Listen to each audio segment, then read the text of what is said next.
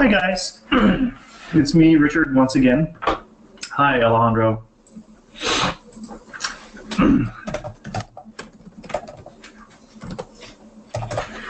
So we had office hours yesterday in the morning, and it was interesting. I had some computer issues, let's say, just to be polite. But we did do some interesting questions, I think, in class, and hopefully the office hours next time we'll have even more people and more questions, and that will make everything better. Hi, Abdul.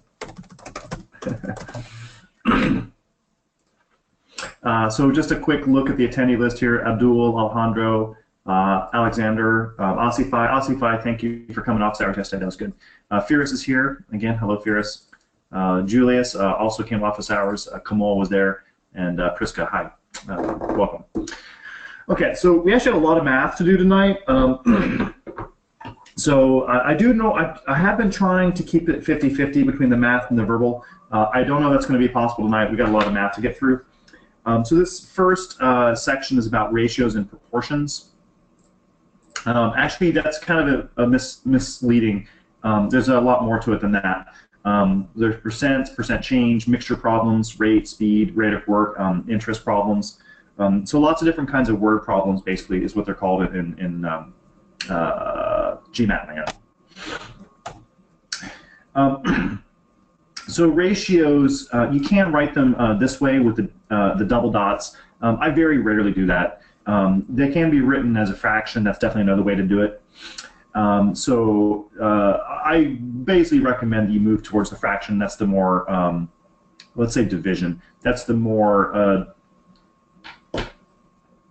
it's usually the way you can calculate with if you only got two things.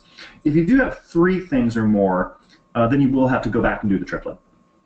Okay, so if they have the ratio of A to B to C, then putting three things together, you can do this. But even then, you can still break out this individual ratio of A over B if they tell you the number or whatever it is. And also just a little bit of vocabulary. This word down here, a proportion, it's people often confuse this with ratios. It's not the same thing. So it seems like it's more finicky about letting me switch between tools. Okay, anyway, a proportion is actually a type of an equation. So a ratio is actually more just like a comparison. It's actually a number, right? So you can say that 2 over 3 is a ratio. A proportion is when you say something like 2 over 3 is equal to x over 12 or something. So the entire equation is a proportion. Okay.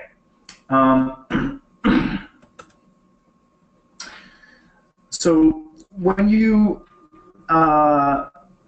often get a problem where you have a setup where they tell you that the rate. Hi. Okay. This is a weird thing on my laptop these days. Anyway, you often get this setup where they tell you something like the ratio. Maybe I just have to write it really slowly. The ratio of blank to blank is equal to something. And it could be whatever. It could be, the ratio of boys to girls or something. And I'll just make up a number. It's really not that important. They might say it's 2 to 3 or something. So there's a small little shift here I want you guys to think about making. And what I'm going to do is I'm going to give you two choices for how to write down this equation. So what some people do is they'll write down b divided by g is equal to 2 divided by 3. Okay. Another way to write down this equation is to write down b divided by, no, that's the same. B divided by 2 is equal to g divided by 3. Yes. Okay, we got more of this. So let me ask you guys, between those two versions of the equation, which one do you prefer?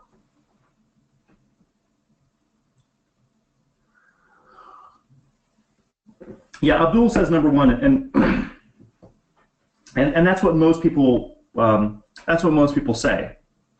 Kendra says 1, Alexander says 1, Right. So that's what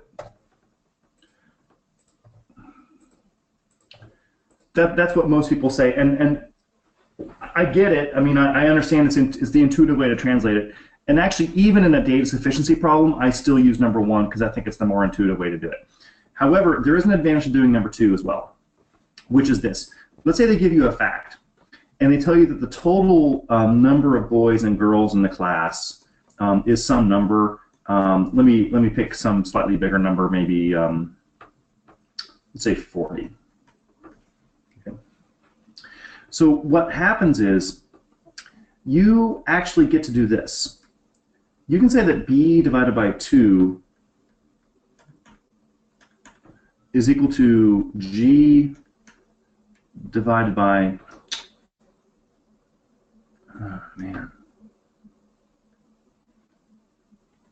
this is the weird thing about this. Okay. That b over 2 is equal to g over 3. But you can also say that b, oh man, I'm sorry guys, this is really getting me annoyed. You can write this equation like this: b over 2 is equal to g over 3. But then you can also say that b plus g is equal to, that's equal to b plus g divided by 5. So if they gave you a fact and they said that the total number of people in the class, let me see if I can get back to the number I was using before, was 40, then they ask you for the number of boys. What you can do is you can take this part of the equation and this part of the equation, and you can make your equation b over 2 is equal to 40 over 5. Okay. And so the idea here is that when you think about ratios and proportions, you've really got kind of like two kinds of numbers. Okay. So here on the top line,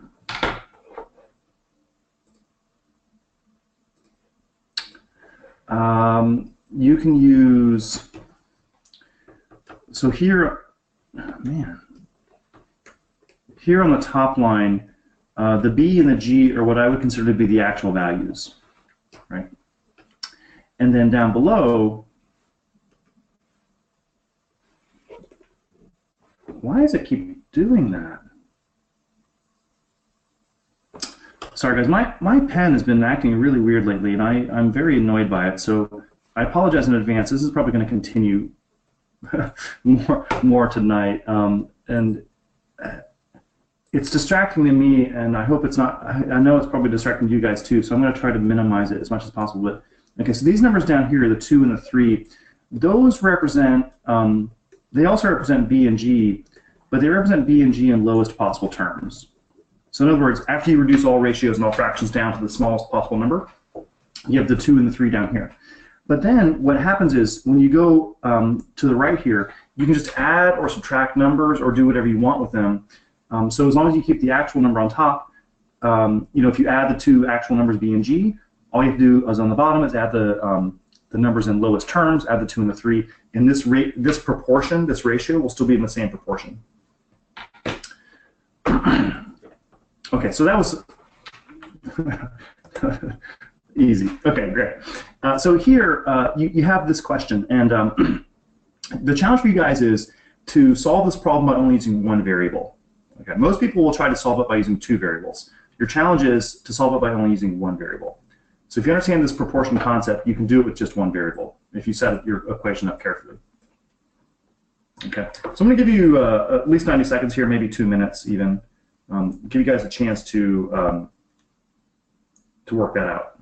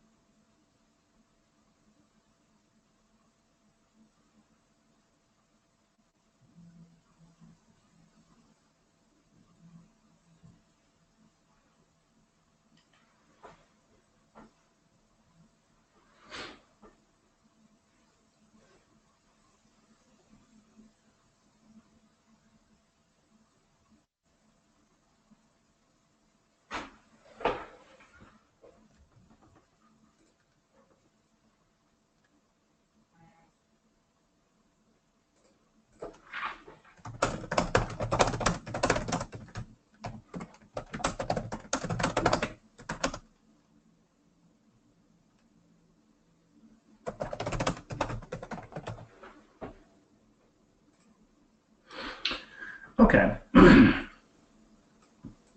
Were you guys able to solve it using just one variable?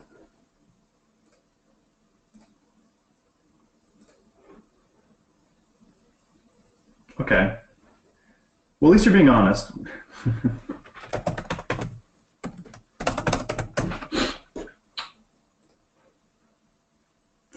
All right, well, I have an answer ready to go here. Let me launch the poll for you guys, and I'll come back and I'll show you a solution with only one variable.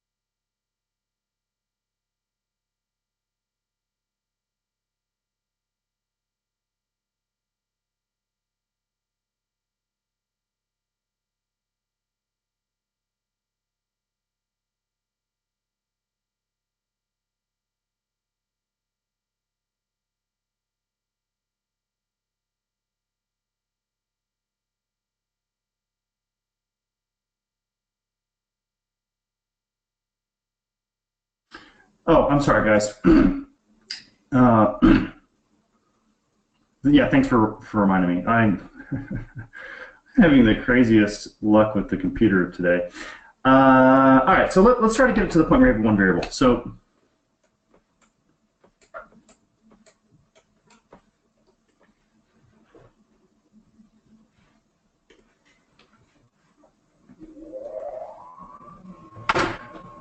what we're going to do is we're going to look at each stage of the problem and think about what's going on. So there's, in essence, I would say there's two stages to the problem. I call the before and the after.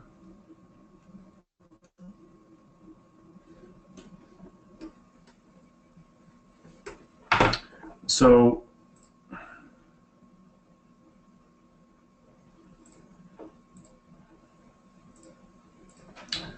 all right, so basically in the before case, we have Bo, we have Huan. In the after case, we also have Bo and we have Huan. There's also a total. So you'll see how that works in just a second. So the ratio before is 3 to 11. Okay, and so in lowest terms, there's 14 total. Afterwards, the ratio is now 5 to 9 in lowest terms, and the total is still 14. Okay. Now this actually kind of makes sense because if you think about it, Bo is receiving tokens from Huan, so Bo's number is increasing, Huan's number is decreasing. Okay, so that makes total sense. All right, so what do I need to do? How many tokens did Huan give? Well, Huan actually gave 50 tokens, right? So, like, say for instance, if I'm thinking about the difference between Huan before and Huan after, the difference there would be 50. Okay. In lowest terms, though, that's only a difference of 2. This 2 is coming from the difference of 11 and 9. Okay. Then the question is asking us how many more tokens will Huan have than Bo in the after case. So I want to know, I'm going to call this X. So this is the difference between Bo and Huan in this situation. And in lowest term, that difference is equal to 4. Okay. So I've just tried to think very carefully about what's going on in the problem. So Huan is losing 50 tokens, and he's going down by 2, right? So this change of 2 represents actually a change of 50 actual coins. And then in the after case, Bo and Huan have a difference of 4 in lowest terms. That difference of 4 is going to represent X coins. This we can solve for X. right? So 2x equals 200, and this is actually quite easy to solve. X equals 100. And C is the correct answer choice. Now, what most people do on this type of problem, because they don't know any better, is they write down some system of equations that say that b over h is equal to 3 over 11, and then Bo plus 50 divided by Huan minus 50 is equal to 5 divided by 9, and then solve. Yay! Well, that's really hard. Or maybe not terribly hard, but it is a little bit tedious, and it is easy to make a careless mistake along the way. So I don't think there's anyone who would disagree with me that this over here is easier to solve than the combination of these over here. There's no doubt about it. The difference, though, is that in order to get to this point, what you need to do is you have to be consistent by keeping actual numbers on top everywhere in the proportion and keeping lowest terms on the bottom everywhere in the equation, and then you can just add and subtract both on top and bottom and keep it in proportion. Okay. Let me show you the data sufficiency version of this. So in the data sufficiency version, there should be more emphasis on just the translation. You don't need to solve the problem, but you do need to be able to set it up and make sure that you have enough equations to solve for the variable that they're asking for. All right, so let me give you 90 seconds again.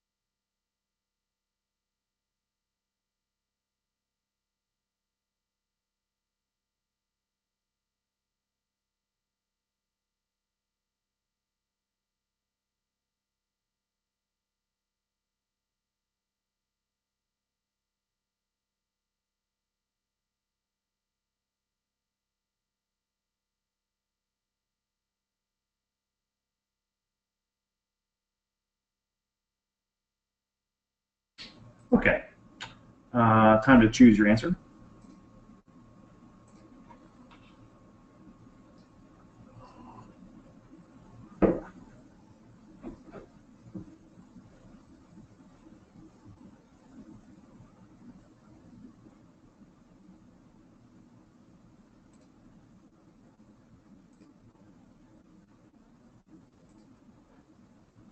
Okay, good.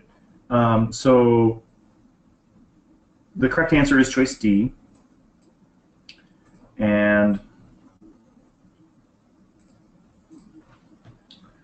again, emphasis here should be on just setting up the equations, not necessarily on solving them. So even back in that algebra lesson, I said that you have 3 main skills: translation, solving, and checking. So in data sufficiency, it's really all about the translation. So what we know is that P over 1 is equal to O over 3, and that's equal to L over 5. And then specifically, they want to know P.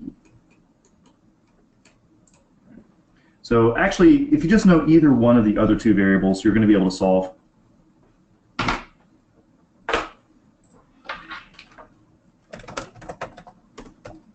Kamal, what are you referring to?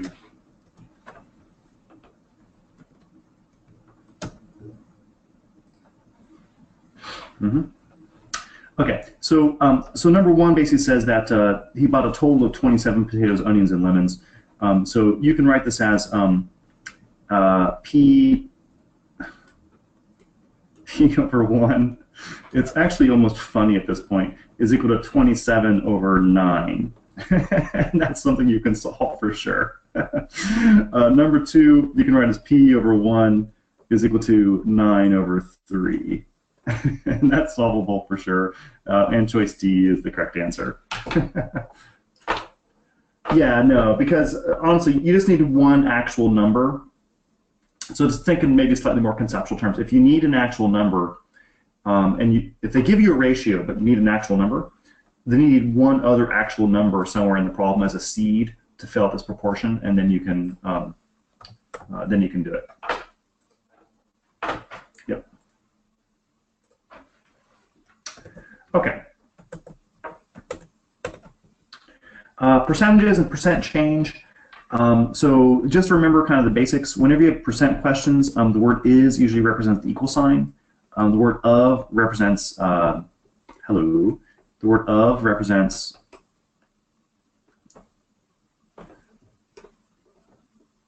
times. Interesting.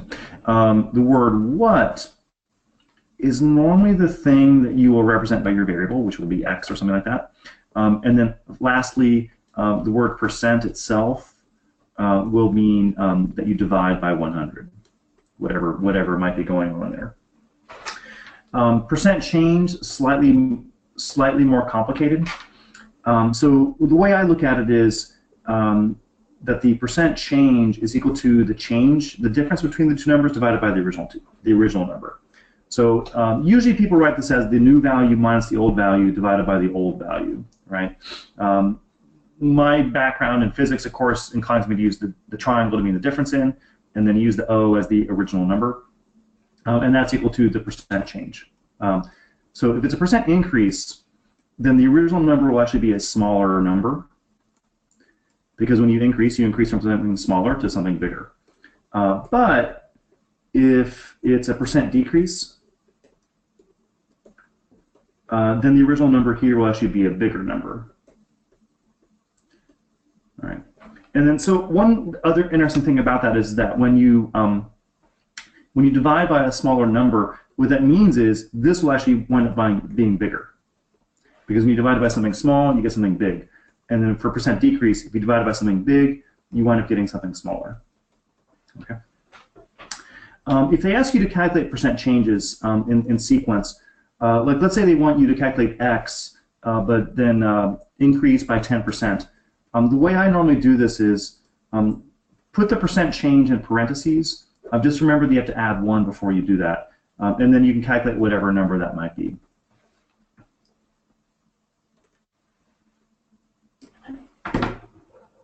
Actually, I should say one more thing before I move on, just to really emphasize this. So when you have percent increase or percent decrease, they are definitely not the same as each other.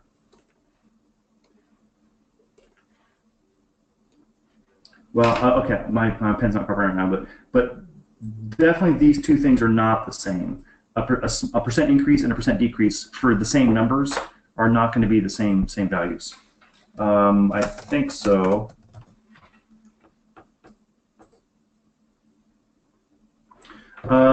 Right, so what Abdul is saying is, why does it want to do that? Like if you have a percent decrease by 10%, yes. Then put the parentheses in, because that's what the original number is.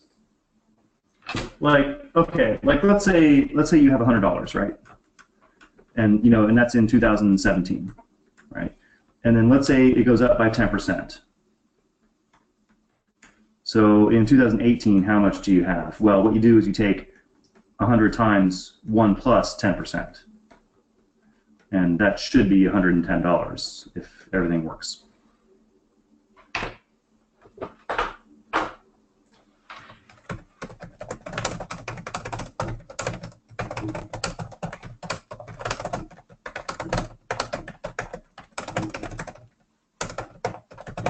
Yeah. So this is actually a really important topic for GMAT because a lot of the GMAT is all about it's about reasoning and comparison. You know, looking at differences and changes, but where you actually don't care about the baseline number or the actual number, but only changes above or below that number. So they do ask a lot of questions about percent change. So the reason why I separate the 1 from the 10% is so I don't have to do more calculation than what I really need to do. The 10% is really the important part. What some people do is they write this down as x times 1.1. Actually, they don't even do that. They write down 1.10 times x. And I admit that is the value of 1 plus 10% if you convert it to a decimal. The problem with that is you now have included the 1 in the number itself, and that means you're carrying a lot of whatever. You're carrying a lot of dollars around that you don't need to carry around. Just focus on the differences.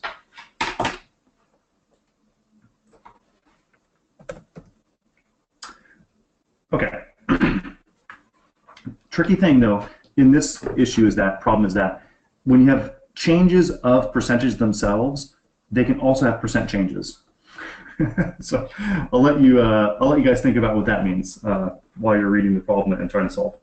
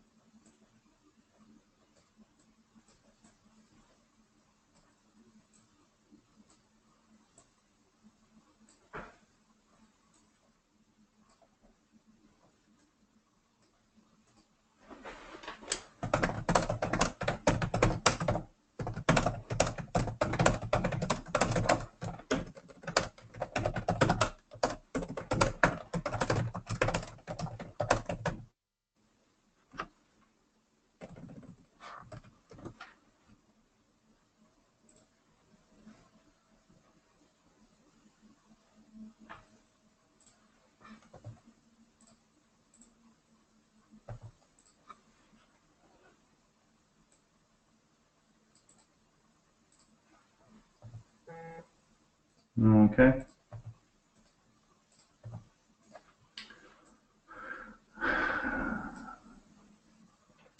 All right, so let's see what you guys came up with.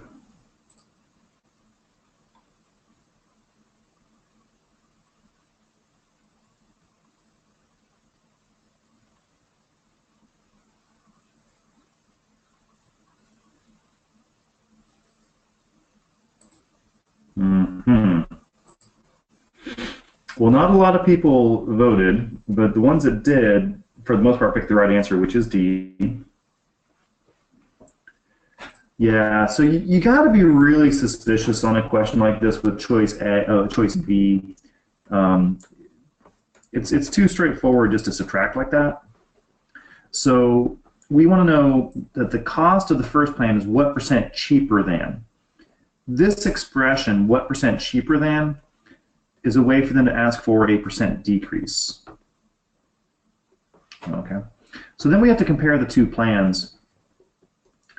And notice that the plans don't make you pay 100% of the price, they just make you pay part of the price.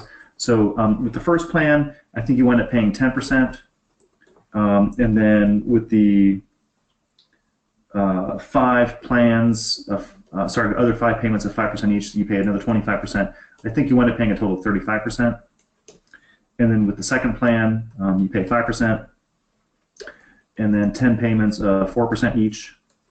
So that's another 40%, so you wind up paying 45%. Yeah. So if you pick choice B, it is actually too easy.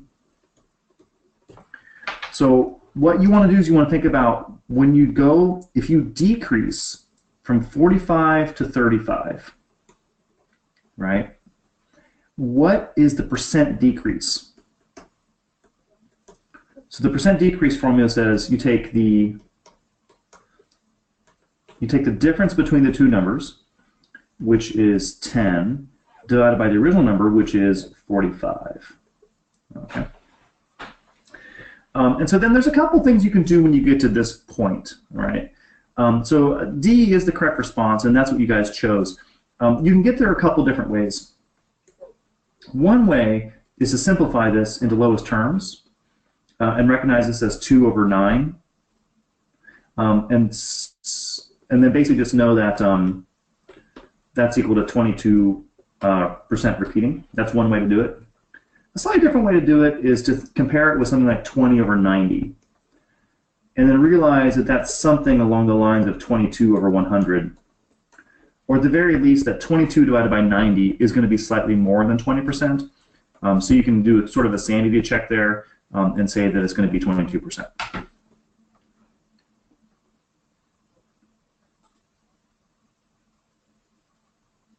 Or you can just straight up divide it, but that's probably not a good way to go. Okay. Question number 4. Yeah, so again, very much about the translation step, not so much about the actual solving.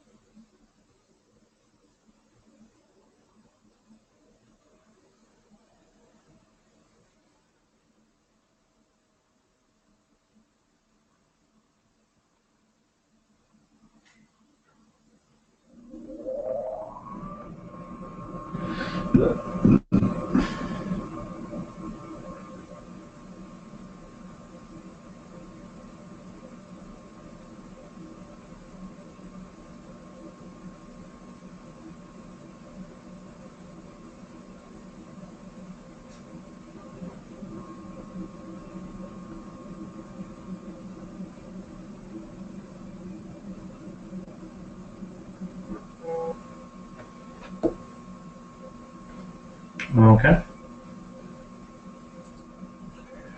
Time to choose your answer.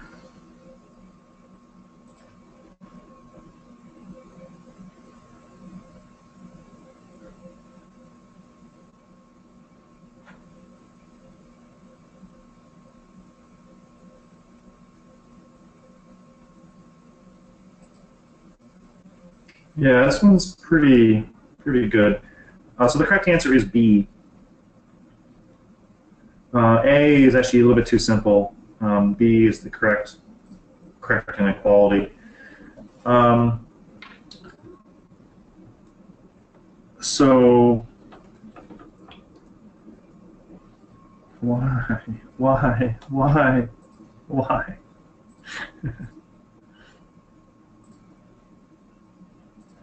All right. Well, first I want to do is I want to translate the equations for you and show you what it is you're really trying to look at.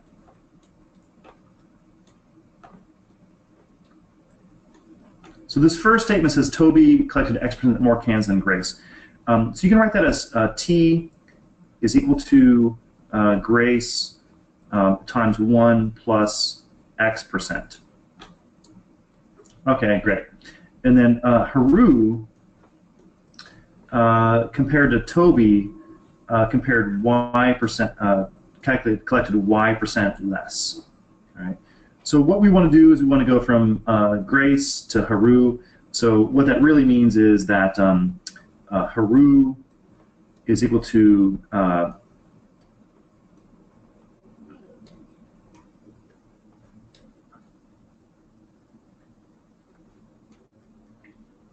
why this is doing this to me.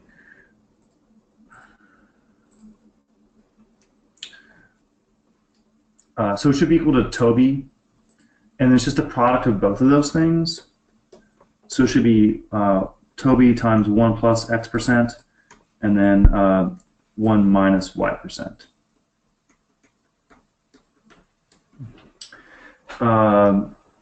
Actually, it should be Grace here. I'm sorry. So in other words, what we want to do is we want to know is this. We want to know if Grace is less than Grace times 1 plus X percent and 1 minus Y percent. Okay. So you can do a little cancellation here. And so have this as 1 and 1, just cancel out the G. It actually doesn't matter at all. And then you can also do FOIL on this part. So this will be 1 plus X percent minus Y percent, and then minus X percent Y percent. Okay. And then, so the parentheses here we actually don't need. Because we're just multiplying times 1 anyway. And then what you would notice is that I have a 1 on both sides of the equation. I can actually cancel that out and just leave a 0 over here. So in other words, what I've got as an equation looks like this. Is 0 less than X percent minus Y percent minus X percent times Y percent. Okay. And then I like to group things in sort of logical ways. So this is the difference between X and Y. This is the product of X and Y. So really what it's asking me is the product of X and Y less than the difference of X and Y?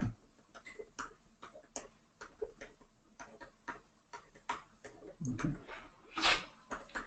And so this is actually a question. I actually lost the question mark because we don't know if it's true or not. They're asking us if this is true. But this is essentially what we need to know. We need to know if X times Y is less than X minus Y. So it's actually pretty clear that 1 is not relevant because it just says X is greater than Y. Number 2 definitely does compare the product of X and Y with the difference of X and Y. There's a little bit of a sort of a technicality here with the 100, although that's actually not really that important because I have percent signs here. So this is actually sort of a percent of a percent. So this actually is going to be 100 times smaller than over here, where I just have a percent minus a percent.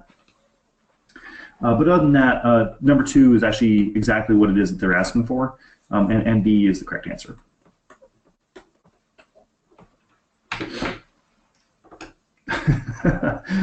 If you guys can read that, I'm going to be pretty proud of you guys. So what we need is whether 1 is less than 1 plus X times 1 minus Y, and that's true if 1 is less than 1 plus X minus Y minus XY, and that's true if XY is less than X minus Y, with some 100s thrown in. Okay.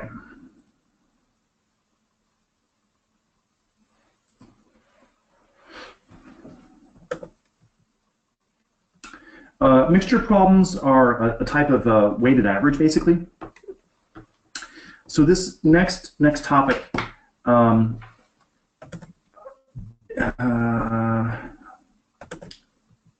actually, let me just use my own example. I think the numbers in this one are unnecessarily annoying.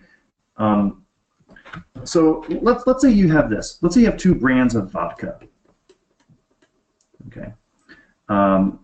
Okay, so vodka brand A is 40% alcohol, right? And then you've got some vodka brand B. Vodka brand B is 50% alcohol. Okay, and so let's say I mix them together. Okay, and you want to find out the percentage of alcohol in the mix.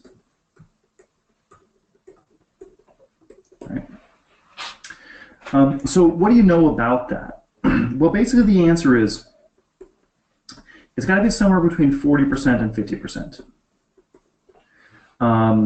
If I have equal amounts of brand A and brand B, it would actually be exactly 45%. Okay, so vodka brand A was only 40%. Right. Vodka brand B was 50%. So let me give you some more numbers and see if you can figure this out. So let's say I tell you that I'm going to use my mixture will be, let me think of nice numbers. 8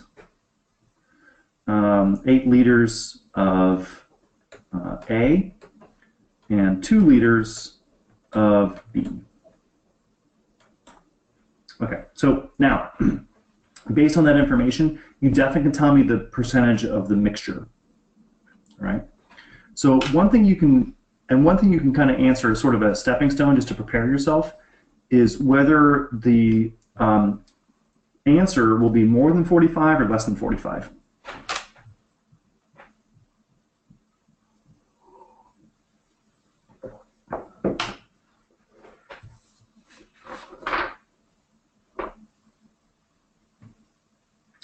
Yeah, Alexander, why?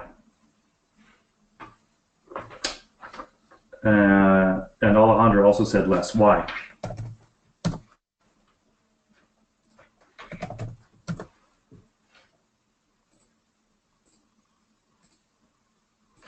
Right. So more A than B means the average is closer to the value of A than the value of B.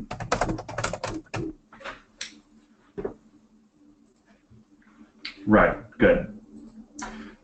So technically what you need is you need the ratio of A to B. Okay. All right, so great. So we can actually find the number, and actually I'm just going to tell you the answer right now. The answer is 42. And specifically, the way that I know that is the if I think about the difference between 40 and 42, let me see if I can get another color in here for you guys. If I think about the difference between 40 and 42, this difference is only 2. Okay. If I think about the difference between 42 and 50, that difference is 8. Okay. So I can have 4 bottles of A that are, 2 below average, or I can have 1 bottle of B that's 8 above average, and those will sort of balance each other out. Okay, and technically, actually, you can think of this as sort of a balanced type equation, like if you actually had a lever. So the way I think about it is, you look at the distance above average times the number of things, and the distance below average times the number of things, and those things should balance. So I could have many bottles of A, which are just slightly below average, or 1 bottle of B that's way above average, and those will balance each other out. Okay, and it's basically just straight up multiplication. So the difference between 40 and 42 times the number of bottles of A. Oh, we had 8 bottles, didn't we?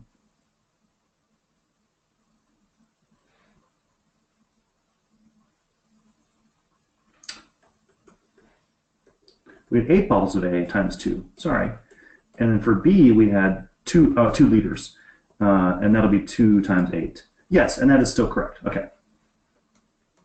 Sorry, I reduced the ratios in my head without writing it down. But yeah, so as long as I know the quantity of A times the difference between A and the average, and the quantity of B times the difference between B and the average, those products have to equal to each other.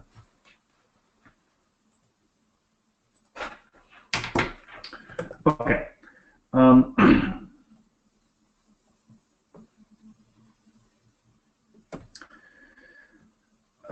Rate and speed.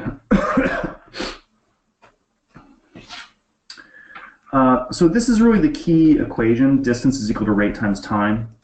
And I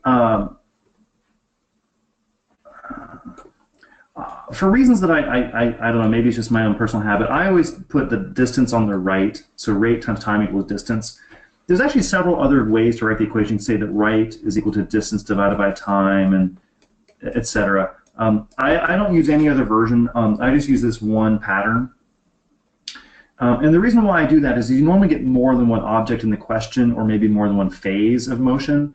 So you might have car A and car B or something like that. And maybe car A has a rate of 50, and car B has a rate of 40, and maybe car A goes for 2 hours, you know, and then maybe car B goes for 3 hours. And so car A goes 100 miles, and car B goes 120 miles.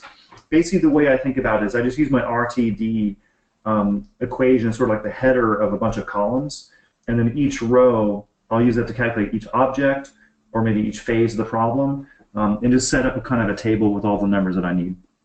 And then you can multiply by going from left to right. You can divide by going from right to left, and you should have all the information that you need for the problem that way. So let me point out just physics. If you have two objects moving with relative speed, if they're moving in the same direction, like this, then what you do is you subtract the rates. If they're moving in opposite directions, so in other words, if they're moving head-on like this, then what you do is you add the rates. Okay.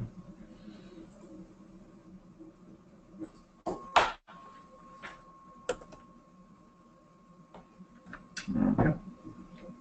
And then finally, you get your first trains question of the GMAT. Alexander is asking why what?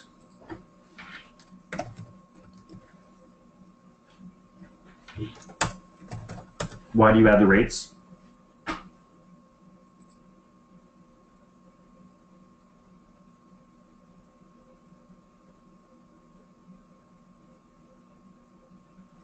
Okay, well, so let's say this.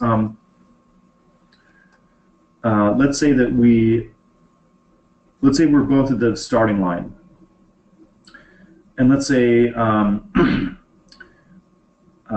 my rate is 10 miles an hour, and your rate is 12 miles an hour. Right? So we start the race. We go for 1 hour. So after 1 hour, I'll have gone 10 miles. After that same 1 hour, you'll have gone 12 miles.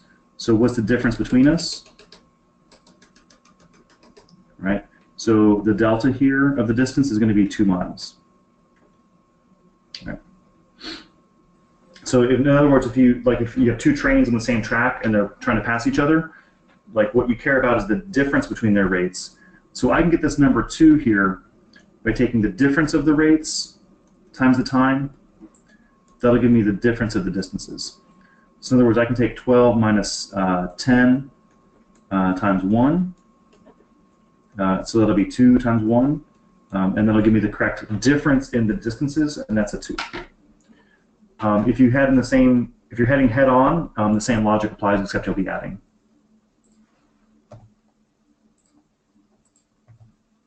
Yeah, and actually it's a good question because, like I said earlier, the GMAT test cares very much about differences and comparisons, not so much about the actual number.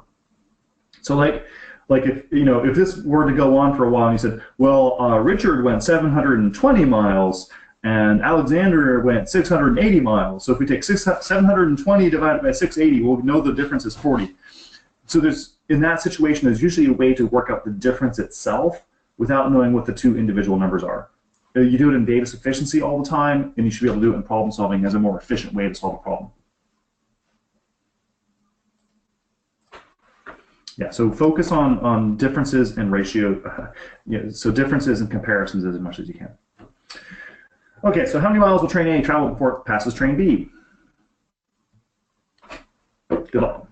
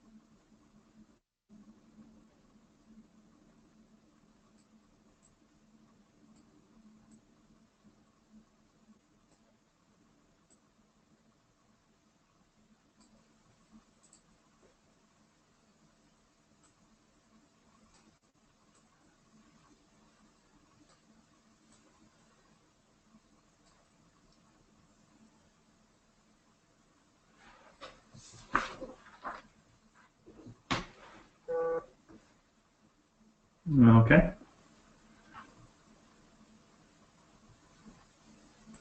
Please have your answers ready. Time to vote.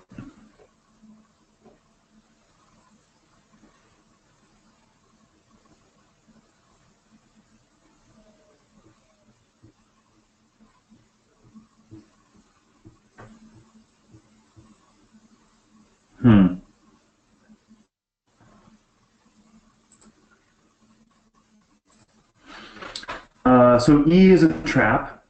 It's too simple. D and B are both possible. It depends on the actual numbers. But the reason why E is a trap is because you're just taking 100 times 40, and you're not using the other information about how B actually starts earlier than A. So you got to incorporate that into your thinking as well. I just realized something.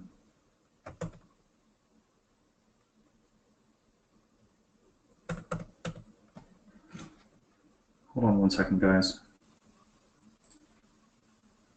I think I just figured out what I did.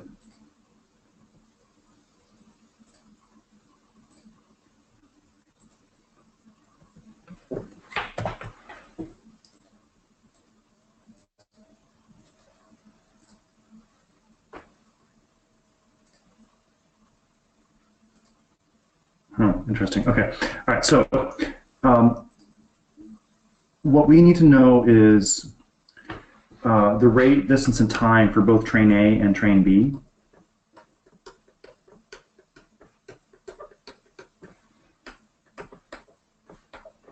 Okay. Now, so as promised, what I'm going to do kind of separate rows for each train, and actually I'm going to have a kind of a separate case for when both trains are moving.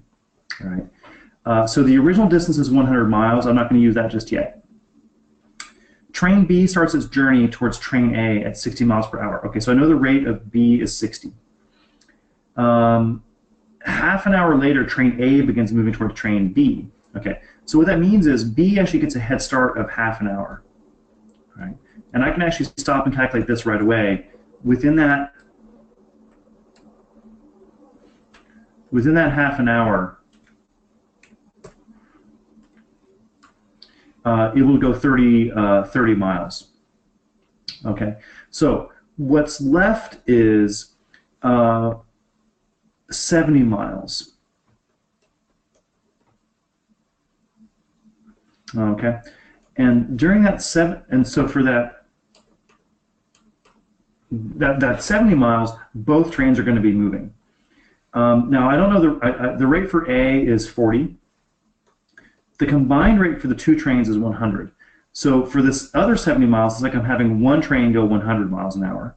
Okay, at least in terms of calculating the time. So that time will be 7 over 10 hours. During that time, train A just alone will be moving for that entire time, so 7 over 10. And it'll take 40 times 7 over 10, that'll equal 28. So A will travel 28 miles during that time, and that's what we're being asked to find, and that's choice B.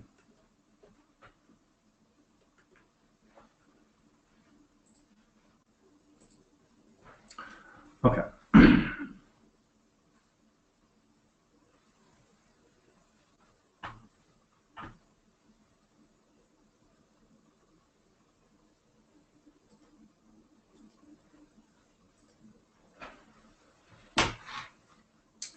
Now, let me explain one other concept, just so you know. For work questions, For work, it's actually slightly different. When people work together, oh, by the way, so the basic equation for work is pretty much the same, except instead of using distance, you use quantity. Okay, but when people work together, the normal way that you handle that is you add the rates. So, you know, rate 1 plus rate 2 is equal to the rate for both. So in other words, if I'm making 10 units per hour and you're making 5 units per hour, then together we're making 15 units per hour. The other thing you can do is you can sort of, there is an equation for the times, but the equation for the times is not nearly as straightforward. So it's 1 over T1 plus 1 over T2 is equal to 1 over the time for both. Now, I normally don't solve this time equation, but you can actually write it down, or at least translate it that way. 9 times out of 10, though, using the equation for the rates is the simpler way to handle quantity questions. Okay. So I have a question from Abdul about how 7 over 10 became the time for train A. Okay, so I can explain that for sure. So let's look at the beginning of this. Let's say that it's let's say it's 1.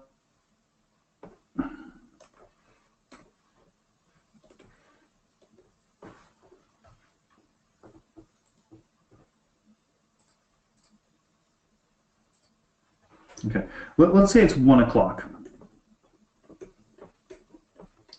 So let's say it's 1 p.m. So from 1 p.m. to 1:30 p.m., what happens? Well, during that time, we have only train B. Train B is traveling for that half an hour, and it travels 30 miles. Right. Then what we have is from 1:30 p.m. to, what is 7 over 10? 70% times 60, that's 42 minutes. Okay, so let's say from 1:30 to 2:12 p.m. What happens is both trains are moving. Okay, so train A is moving at 40, train B is moving at 60, and then you have this sort of meta quantity of having both of them move at 100. Right? So what happens? Well, so I'm going to show you all the numbers first, and I'm going to come back and spiral back with the logic list. So 40 times 7 over 10 is 28. For B, 60 times 7 over 10 is equal to 42. And for 100, 7 over 10 is equal to 70. Okay, so so what happened? So train B went 30 miles, right? Then train B went another 42 miles, and train A went 28 miles, okay? And they met somewhere in the middle, right? So this is 30, this is 60, yeah, this is 30 minutes. This is 42 minutes. Right? And this is also 42 minutes. Okay. But because these 42 minutes are happening at the same time, I don't need these two separate equations, I just need this one equation. Right? But because it is the same time, I can use the 7 over 10 for either train, for train A or train B, and so this is the equation we actually use to calculate our answer. Yeah. So you can break apart all the parts. Yeah, for sure.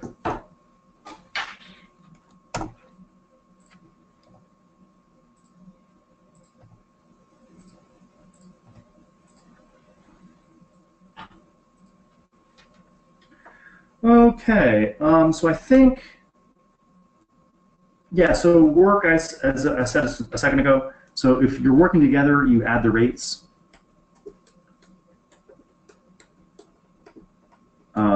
There's also this other equation where you can add the reciprocals of the times. I don't use this equation very often, but it is correct. So 9 times out of 10, this is the better version for calculation. This one is actually equally true.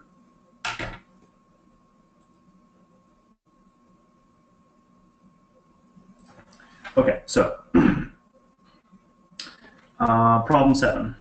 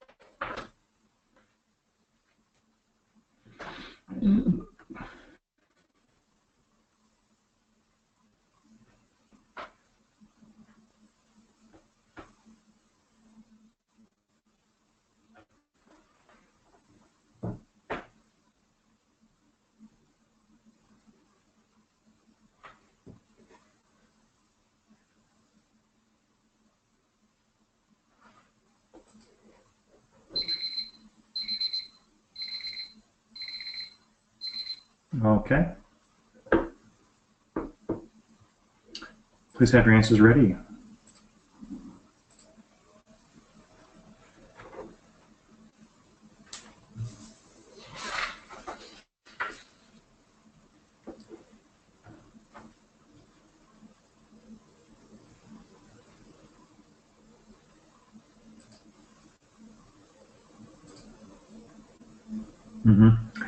So B is the correct answer.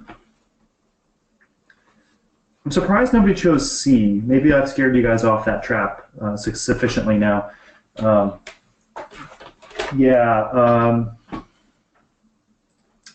B is the correct answer here, and so you, again, it's not so much about solving as it is about translation.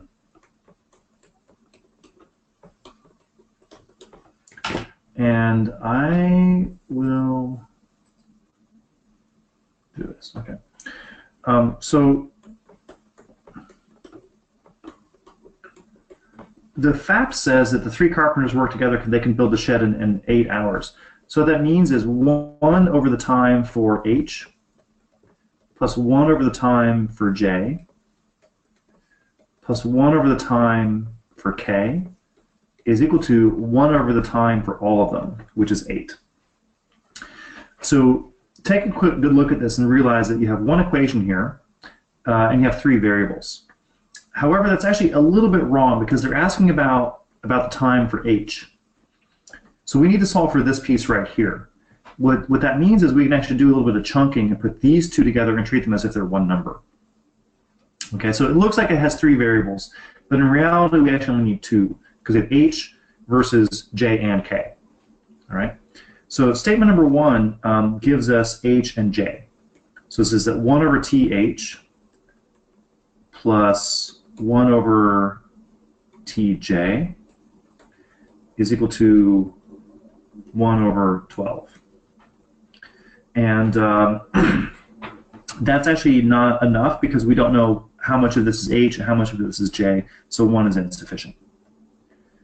Statement number 2, we have 1 over TJ plus 1 over TK is equal to 1 over 16. So here we can think of these 2 as one number.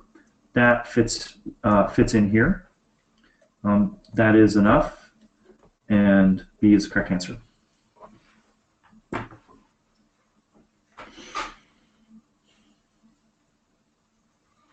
If you picked A, I'm confused how you know how much of the work H did.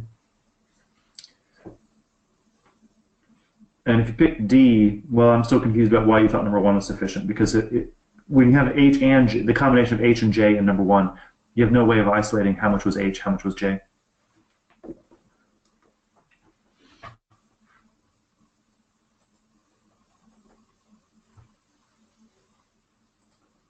Okay.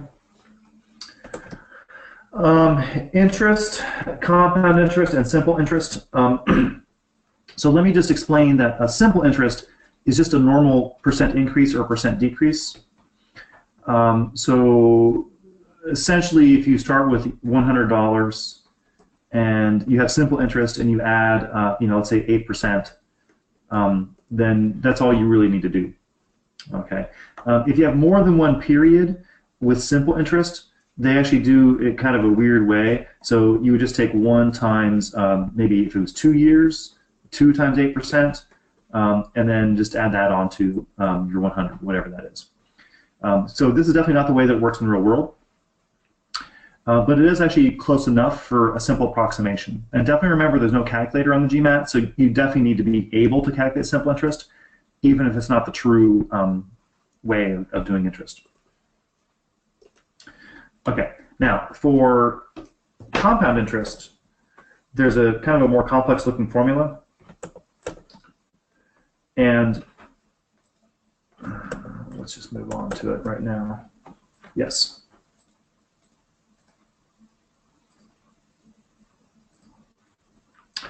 So you have this more complex looking formula for compound interest, where if you start with $100 and you get 8% per year, and you do that maybe for 2 years, then you get this 1 plus 8 to the 2 power. What some people want to do is they want to take 1.08 as a decimal and square it. And I get why that would be correct if you have a calculator. It's not a smart thing to do if you're going to do this by hand. Okay. If you're going to do compound interest of 8% for 2 years, here's the way I would think about doing it. So I'll look at their example maybe just in a second. Let's say we do 8% for 2 years. So starting with $100, what's going to happen is in the first year you get $8. Right. In the second year you also get $8 because you still have the original 100. Okay. But in the second year, what you also get is you get 8% of the interest that you had from the first year. And that's going to be 64 cents. Okay. So how much money are you going to have total? We're going to get 8 here. You're going to have 8.64 here. Plus you have the original 100. So depending upon how you want to break this up, that looks like you have 100 plus 16.64. Sometimes they want you to include the original 100. Sometimes they don't. That's one of the traps you have to watch out for when you're reading the question. But in other words, I would not spoil myself by doing a weird decimal calculation and trying to find the exponent of it. Just do the $8, do the $8 again, and then do this kind of sub-calculation where you just focus on the extra interest that you get from the interest on the interest. Okay, that's really what makes the difference for compound interest anyway.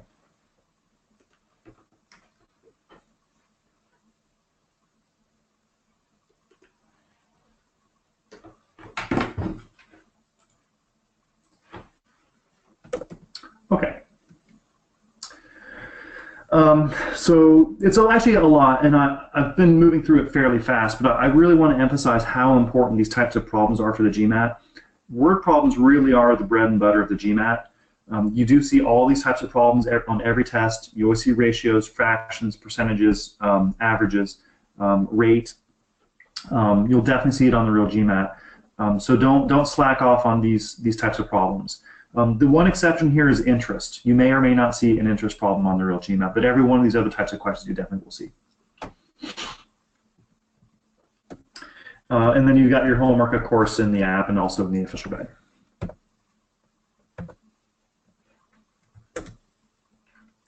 Okay, so now the next part of this is the sets and statistics. So this kind of harkens back to the arithmetic a little bit. So some of the stuff is kind of more straightforward, mean, median, mode, and range. You're definitely going to see those on the real test. Okay, so there's no doubt about that. Mean, median, mode, range. Standard deviation, maybe not so much, but the first four here, you're going to see on the real test. Overlapping sets and Venn diagrams, you're definitely going to see. And there's two ways you can handle these. I'm going to give you just a real quick version of it. One way to handle it is by using a grid. Another way to handle it is by actually using the Venn diagram. Factorials just means multiplication. We'll come back to that in a minute. These two kind of go together, the counting principle and combinatorics. These are what the GMAT test writers call counting methods. So these are all the problems that ask you, how many ways can 8 people do blah, blah, blah, blah, blah. So you want to count the number of ways that something can happen on those.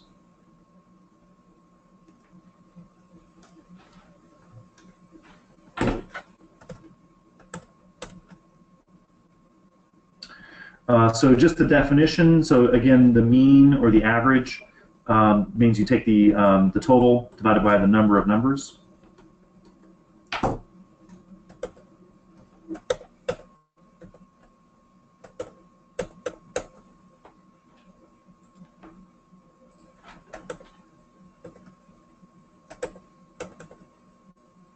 Okay.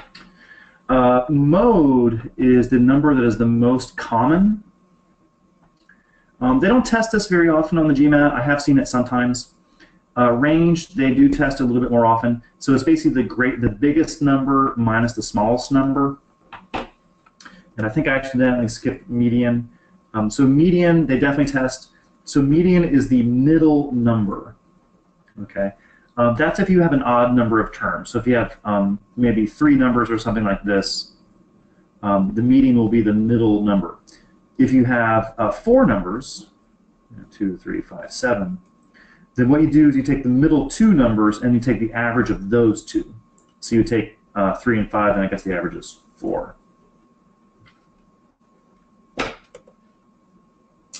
Okay. Standard deviation you don't see on the real GMAT very often. But I'll just give you kind of the poor man's definition right now, which is that it is the distance, sorry, it's the average distance away from the average. So let me look at this group here, for instance. So I'm not real sure. I'm going to kind of eyeball this. So the average here is around 5 or maybe a little bit more than 5, right? So just because that's sort of in the middle. It doesn't have to be perfect. Then the standard deviation here is going to be not very much, maybe around 1 or so. Okay, maybe a little bit higher, maybe a little bit lower, but somewhere in that ballpark. And the reason is that when you look at the numbers, they're not very far, they're all very close to the average. So if the average is 5, they're all pretty close. Actually, let me give maybe another example over here. Let's say I have 6, 7, 8, 9, and 10. Okay, so without question, the average is 8. Okay, so we can see it for sure, that's exact. And then what we look at is the distance away from average. So 9 is 1 away from 8, 10 is 2 away, 7 is 1 away, 6 is 2 away, and so on. And so what I think about doing is taking those numbers. Actually, the 0 here is because the 8 itself is also one of the numbers. If I take the average of those numbers, right, that average is 1.4 or something like that. I don't know the exact number, but this is not, and this is also not the true calculation for standard deviation. I'm just saying that in a pinch, if you just want to get a rough idea of how big it is, you can do this by hand, by eye almost. You'll never have to calculate the exact number on the real GMAT. Okay. What they might do though is they might ask you to compare which has a bigger standard deviation. 1, 2, 3, 4, 5, or 6, 8, 10, 12, 14. So if you look at this group and this group, definitely this one has a bigger standard deviation, just because the numbers are spread out more.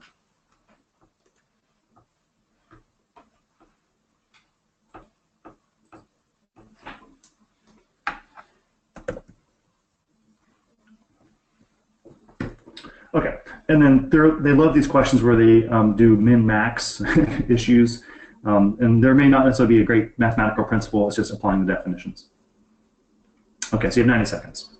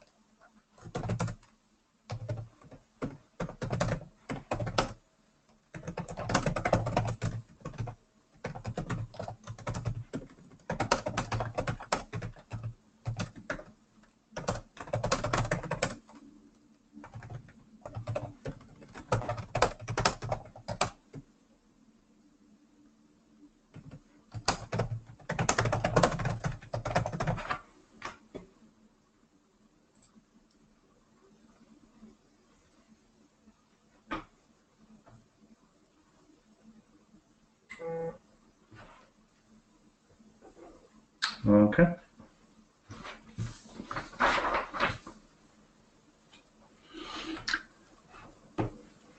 All right, let's see what you guys got.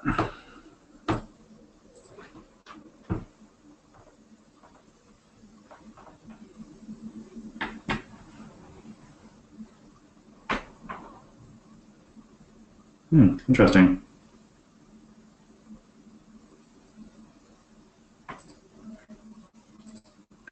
Okay, well, first of all, shame on you if you picked E. E is a bad guess on this question. And the reason is that the question itself is asking me for the greatest possible number. So it is way too simple to simply pick the greatest number. So just as an all-purpose trap, right? If the question itself, let me be very clear about this. If the question itself has the word greatest, the trap is E. Okay. Well, in other words, don't pick E. It's not for this question, but in other questions. If they ask you for the least possible blah, blah, blah, the trap is A. Don't pick A. Right? Again, it's too simple, especially when the answer choices are in order like this. All right, so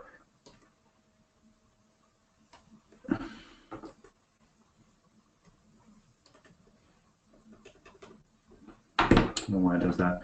Anyway, the set's median is 44. So I have 44 here, and I've got some numbers below 44. I've got some numbers above 44. You should have an equal number of numbers above and below. If 44 is the median, you should have an equal number of numbers above and below. So since the total set has 17, that means I should have 8 numbers over here and 8 numbers over here, and then 1 number in the middle, which is actually 44 itself. So since they have to be different integers, I can't use 44 again, but what I can do is use 43. And the next number below that will be 42. And I'm going to just go on down, down, down, all the way down to 36. Okay, so you should check that that's actually 8 numbers below 44. Then they say the set has a range of 45. So if 36 is the smallest number, and I add 45 to that, then the biggest number will have to be 81. And choice C is the correct answer. So,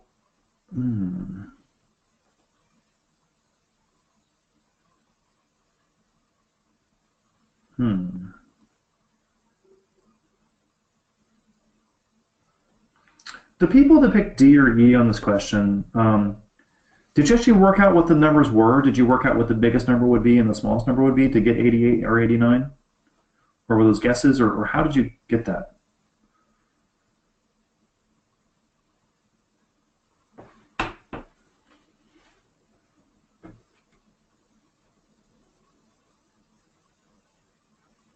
Okay. Yeah, I've done that too. You can add that to the list of careless mistakes. So there's two different words I like to use in this situation. One is the word different. The other word they like to use is the word distinct.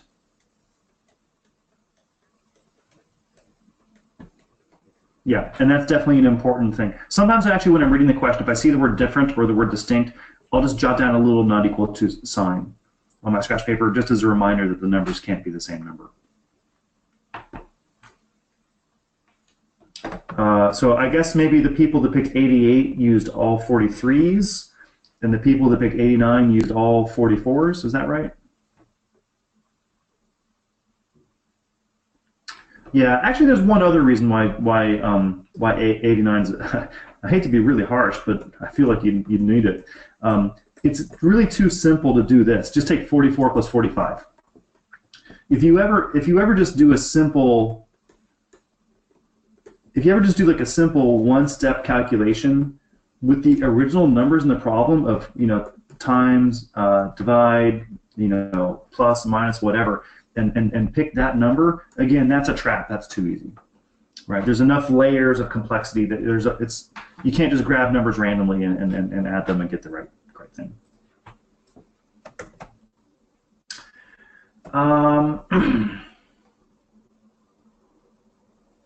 Okay, here's a nice little logic puzzle. So problem number 3. So here they're asking for how many numbers there are, right? So in other words, asking you for like n, right? The number of numbers. So to be sufficient, you must get one value for n, the number of numbers.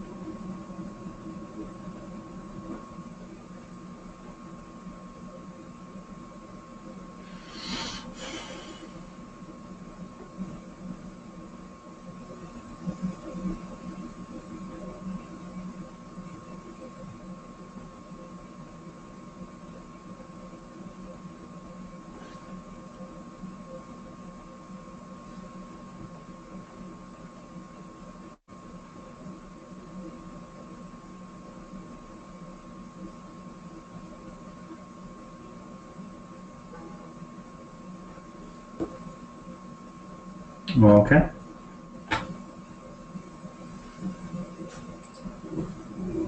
Please have your answers ready. Time to vote.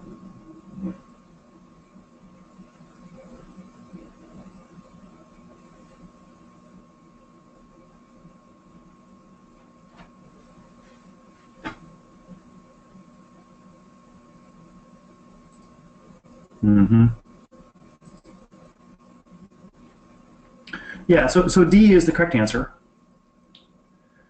Yeah,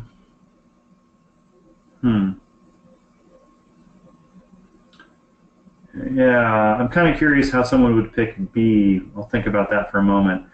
With E, I'm sure, though, you missed the fact that there's only so many spaces that you have available. So in other words, if I have 5, so they got to be positive consecutive integers, right? Actually, let me just do 1, 2, 3, 4, 5 just to get started. So if in this scenario, I would have one number that's a multiple of 4, right? Now, if I start at a different spot and go 2, 3, 4, 5, 6, I'm still going to only have 1. And so you have to realize, because the numbers are consecutive, that usually you're not going to get a multiple of 4 or too many multiples of 4 because you only got 5 numbers anyway. Right? So like if I get to this situation, I still have only 1. But if I start with a 4, right, then the number that I end with will also be a multiple of 4. So this is really the only case where you wind up getting 2, right? So essentially what happens is, oh, actually, and if you keep going, if I just go one more step, like 5, 6, 7, 8, 9, then I'm back to just having one multiple of 4 again. Okay, so it's kind of like, you know, as soon as you get one 4 to the end, another 4 will jump on, but then if you move one more step, you lose that first 4.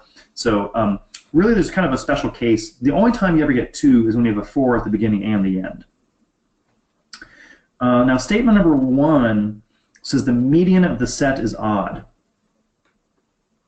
Okay, so if I have the 5 numbers, and this middle number is odd, then the number before has to be even, and that has to be odd, and the number after has to be even, and that has to be odd. What that means is I'm not in this situation. I'm not in this 4, 8 type situation. So I'm guaranteed to have only one multiple of 4. It might be this one, or it might be this one. I don't know that, but I do know that there will only be one of them, and this is sufficient. Statement number 2 is actually quite similar to statement number 1 because prime numbers are almost always odd. The only thing about prime numbers is that there's one prime number that is even, which is 2. Okay, so we need to think about the number 2 for a second. So if I put 2 in this position, where 2 is the median, then what happens is the other numbers will be 3 and 4 when I increase, and 1 and 0 when I decrease. And now here's where that mistake that I made in the email and the homework this weekend really matters. Because in this question, they definitely say that they're positive. So I cannot do this. I can't have the 0 here. That means I can't have the 2 here. That means I'm not going to have an even prime number. So what that means is actually the middle number will be odd, and that means I'm actually in the same situation I was in with number 1. So that's also sufficient, and D is the correct answer. Okay.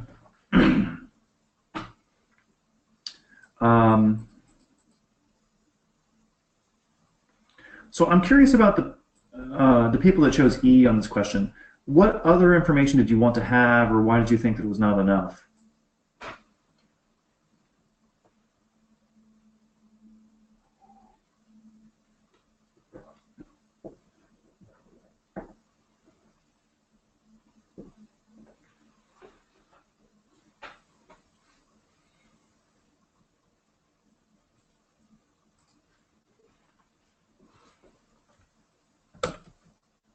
Anybody?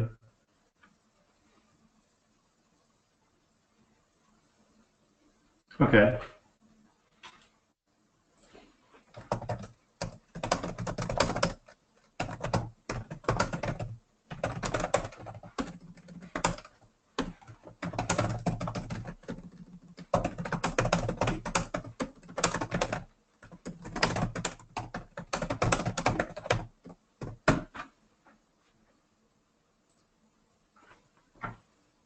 Okay, so Abdul is asking this. So he's saying,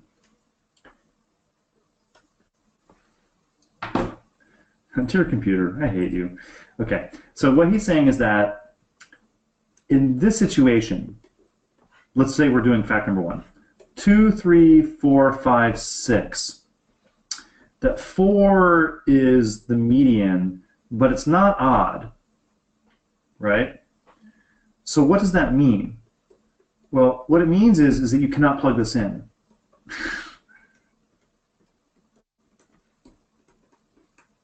I mean, you can write it down, but the fact is, because this is not odd, it means you're not allowed to do this entire set of numbers. So, like, one way to look at this would be to say that for statement number 1,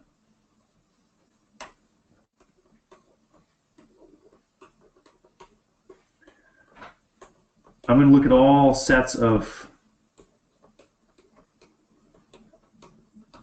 consecutive numbers. Oops, 7 and then 8. Okay. And so then if I'm thinking about fact number one, right, this is okay. This is not. This is okay. This is not. Right? So what it means is you just eliminate those. Don't use them at all. Right? Now with these, you can go and say, okay, well, how many multiples of 4 do I have? All right, well, I've got 1. Or if I look at this one, I've got 1. But in both cases, I've only got 1 multiple of 4. Right? So if you plug in numbers that contradict the fact, you have to, I mean, you can keep it in your notes, like as a record that you made that, you attempted that calculation, but you need to indicate that it's not valid. You need to put an X there, or you need to put a slash through it, a strike through to show that it's not correct. I actually often do this on purpose, right? So because I want to be complete and thorough in my analysis, I'll often test every single case. And then what I'll do is I'll back test the ones that actually fit in that fact and which ones don't. So the ones that don't fit, you X them out, don't use them anymore. The ones that do fit, you continue with them and you go to the next stage of the problem, which is asking how many of them are divisible by 4, or whatever the question is asking for. Okay, cool. All right, so why don't we take a little break here? We're about halfway through the second math set. It's around 8:34, 9:34 Eastern, I guess. So start again in about 5 minutes, and we'll do sets, Venn diagrams, and then permutation and combinations, basically, the counting methods.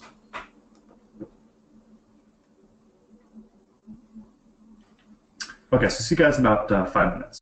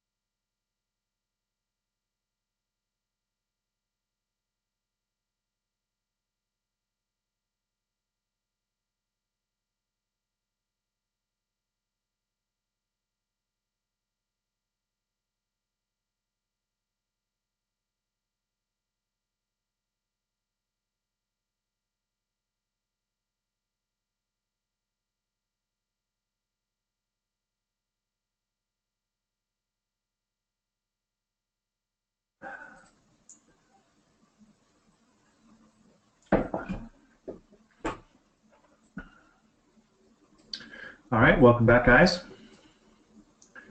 Hope everybody got their refreshments. So this next section about sets, basically, there's sort of two main approaches to it, and I use them both, and I like them both in different ways. So one approach is to use the Venn diagram, and specifically, there's something called the group addition equation.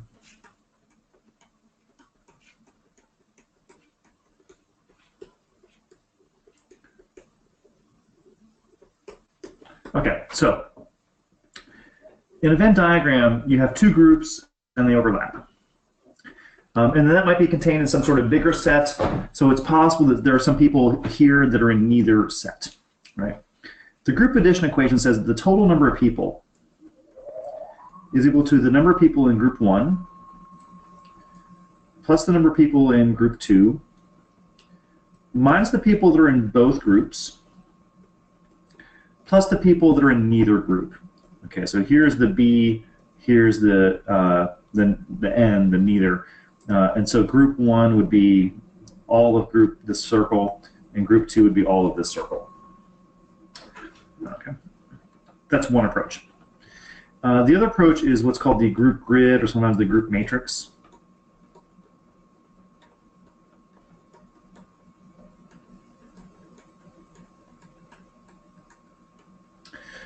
So with the group grid, what you do is, it's actually best when you have pairs of groups, especially if you can make them like opposites.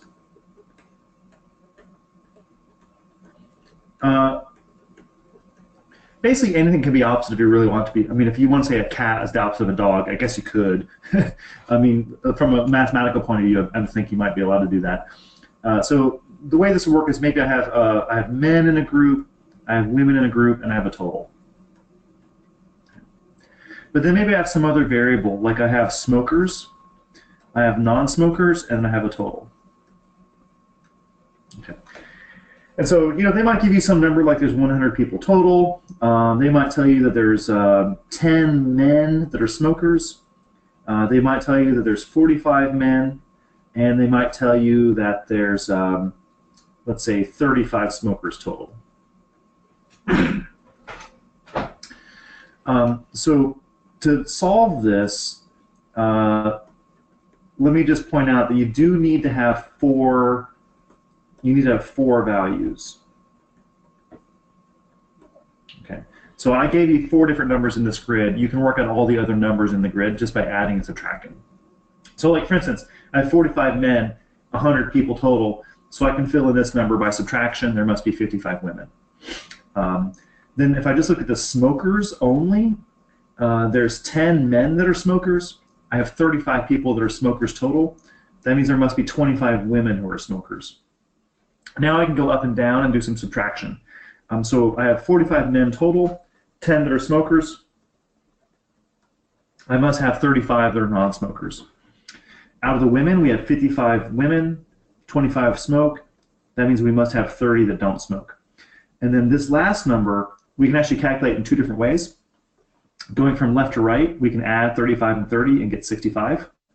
But if we go from top to bottom, we can take 100 minus 35, that should equal 65. That number has to be the same both ways. If it's not, you made a mistake somewhere. Okay.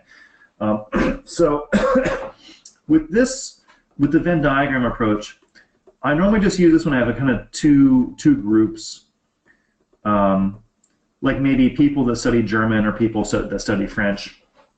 I use the group grid problem or the matrix approach when I have opposites or pairs of opposites that we want to work with.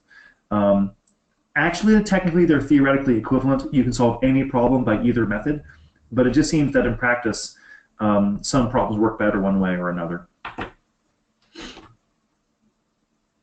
Okay, any questions about that?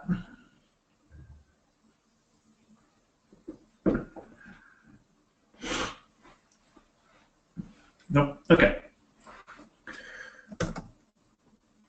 Problem number 4.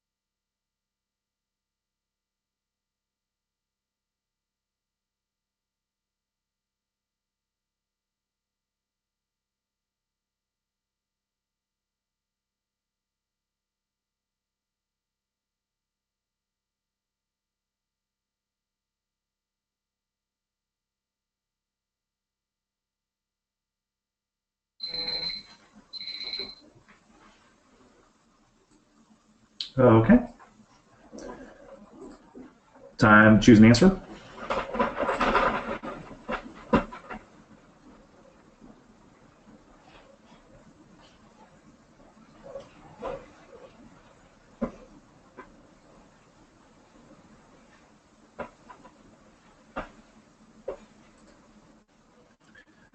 Yeah, so guys, close race between C and D. Well, let me ask you guys a related question on this one. What is the better approach on this one, a Venn diagram or that group grid?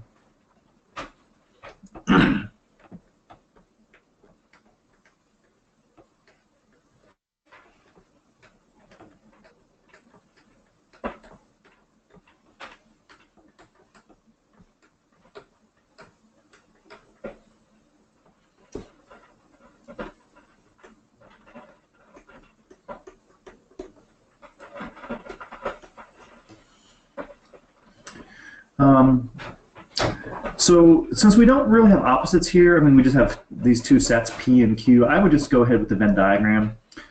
So let's say P is over here, Q is over here. So P has 15, but I actually should not put 15 in here. That's actually wrong. The reason is that there's actually 4 that are in both groups. So P will have 11 that are in only, yes, thank you, Alejandro. Yeah, P will have only 11. So the only P group will have 11, then plus the 4 will make 15 total. And then for the Q, kind of a similar observation. So there's 8 total in Q, but 4 of them are in the both group. That means the other 4 are going to be here. So then the other thing is to make sure you understand the definition of this P triangle Q. Okay. So whenever you see the word denotes, that means they're giving you a definition. And the definition is that it is the integers that belong to P or Q, but not both. So that means we should take the 11 from here, the 4 from here, add those together.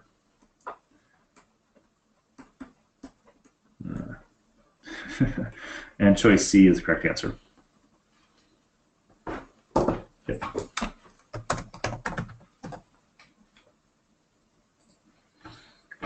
Okay. If you pick D on this question, for sure, you included this extra 4 in the middle that you were not supposed to pick.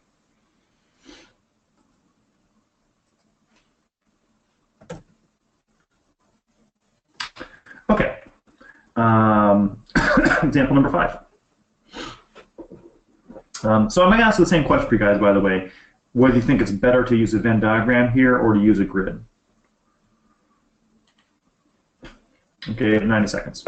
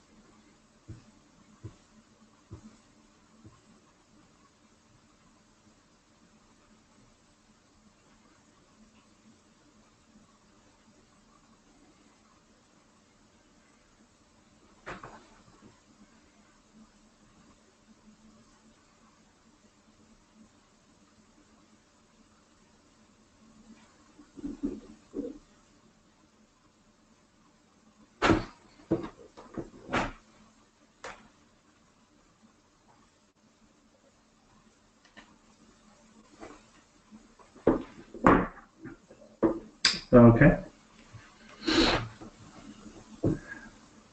Are you guys ready?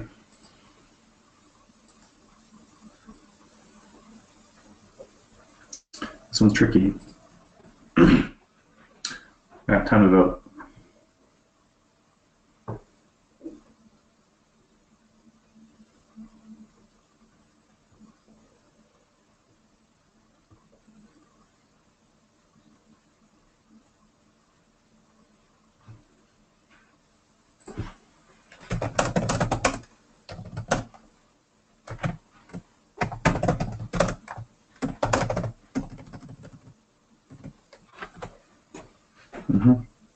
Yeah, so Kimon asked answered the question I wanted to know about, which was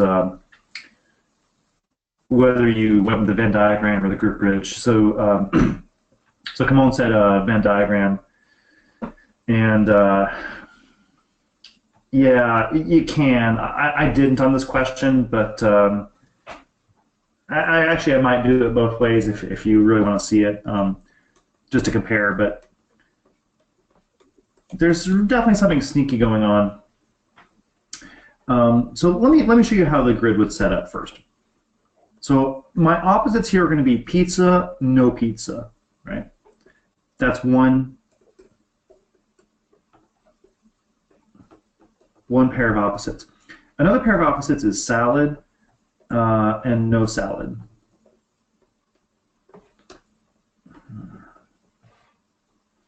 I hate you, computer. I hate you.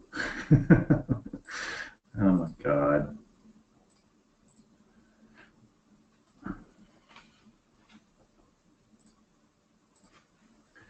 Okay.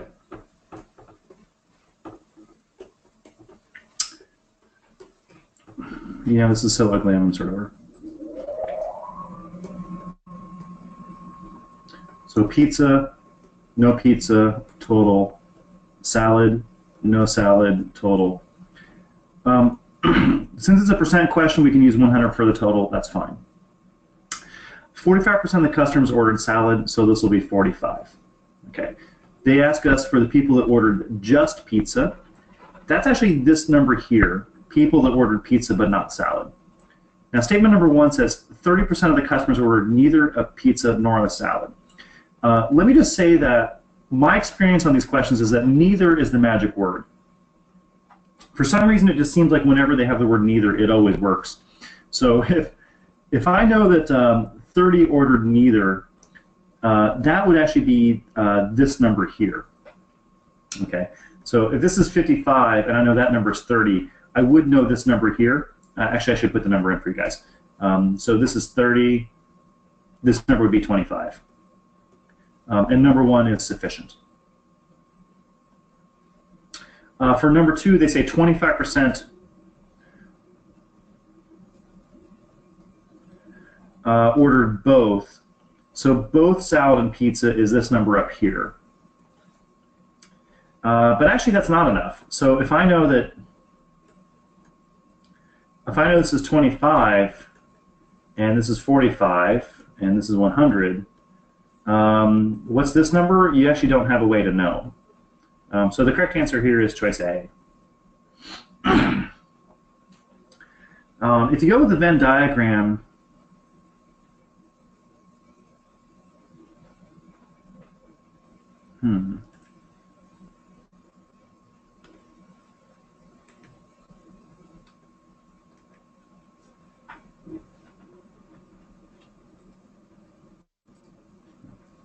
go with the Venn diagram.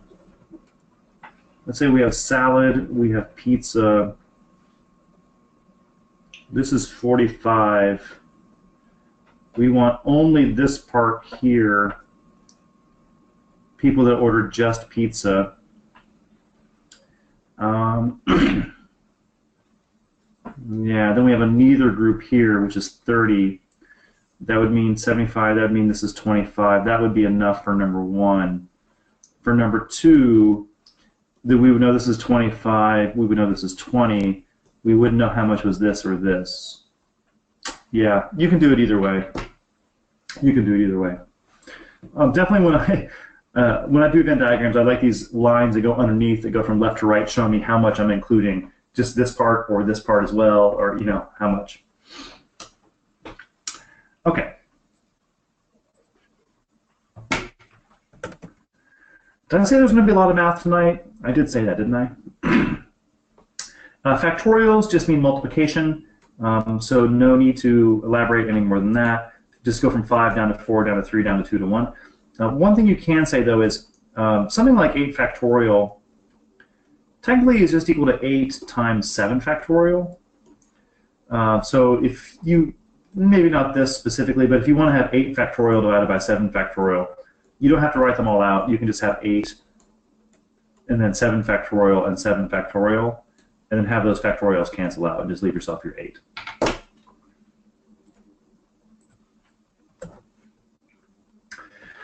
Okay, so now we're getting into the actual counting methods. So basically, if you are making what are called independent choices,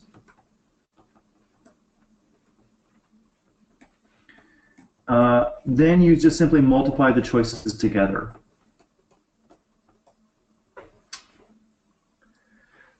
So let's just simplify this just a little bit.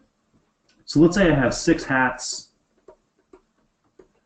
and I have 8 ties.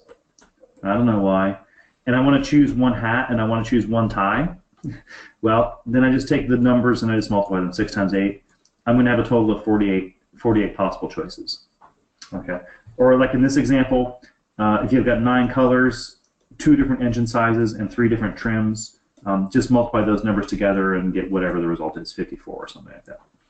So the key idea behind this is that to be an independent choice, it means that when you choose the first thing, it has no effect on the second thing. So in other words, when you choose a color, it has no effect on the engine size. And when you choose the engine size, it has no effect on the different trims.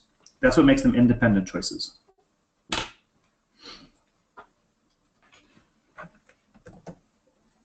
Okay, so here you have a nice complicated problem. Let me just point out that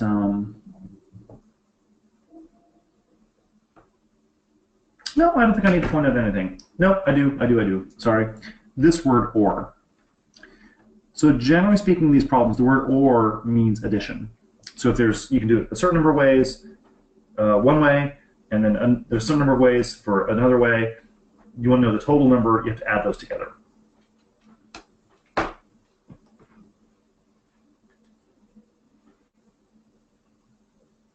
Okay, 90 seconds.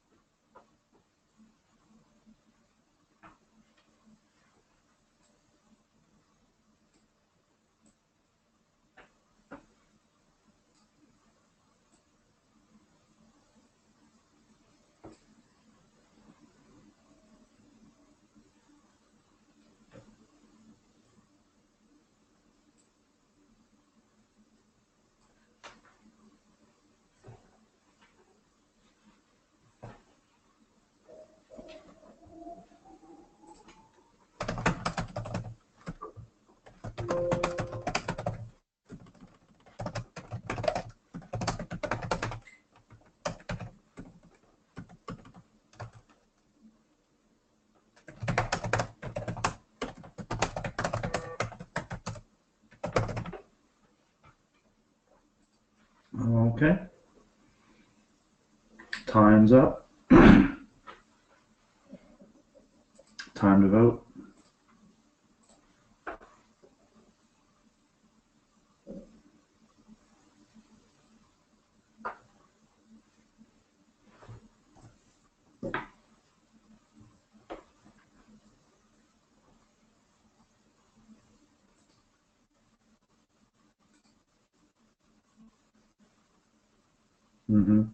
Yeah, so D is the correct answer. So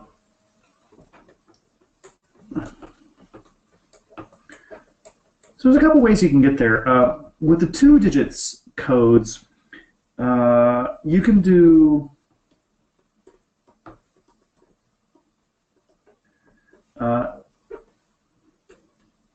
let's see, so you have 2 digits, so you have 10 choices and then 10 choices, and then you have to have a letter, so you have 26 choices.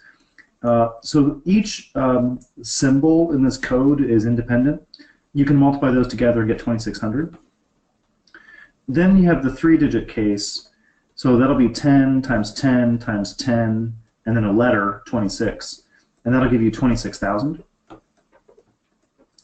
And then because this is an OR, that means we should add those numbers together. And yeah, so I put the comma in the wrong place, but it's the correct value. So 28,600, and choice D is the correct response. Yeah, so you got 2,600 codes of this type, 26,000 codes of this type. Altogether, it means you have over 28,000 types of codes, or codes.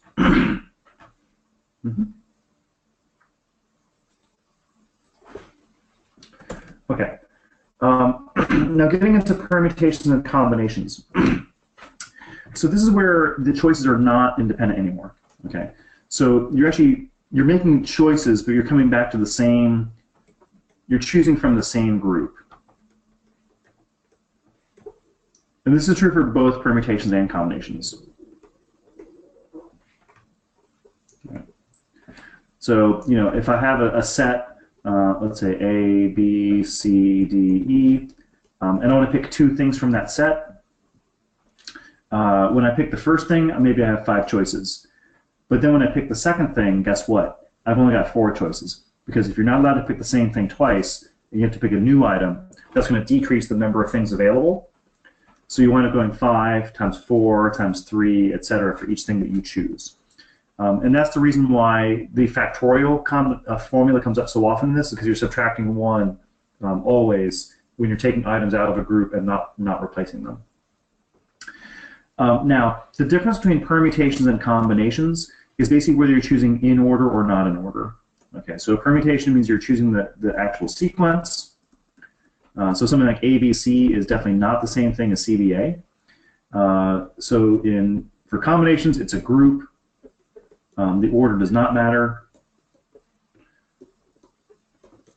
And so if you have something like ABC, that's the same thing as CBA because it's the same group. You can just put them all together in a bag and shake them up, and you've still got the same three items.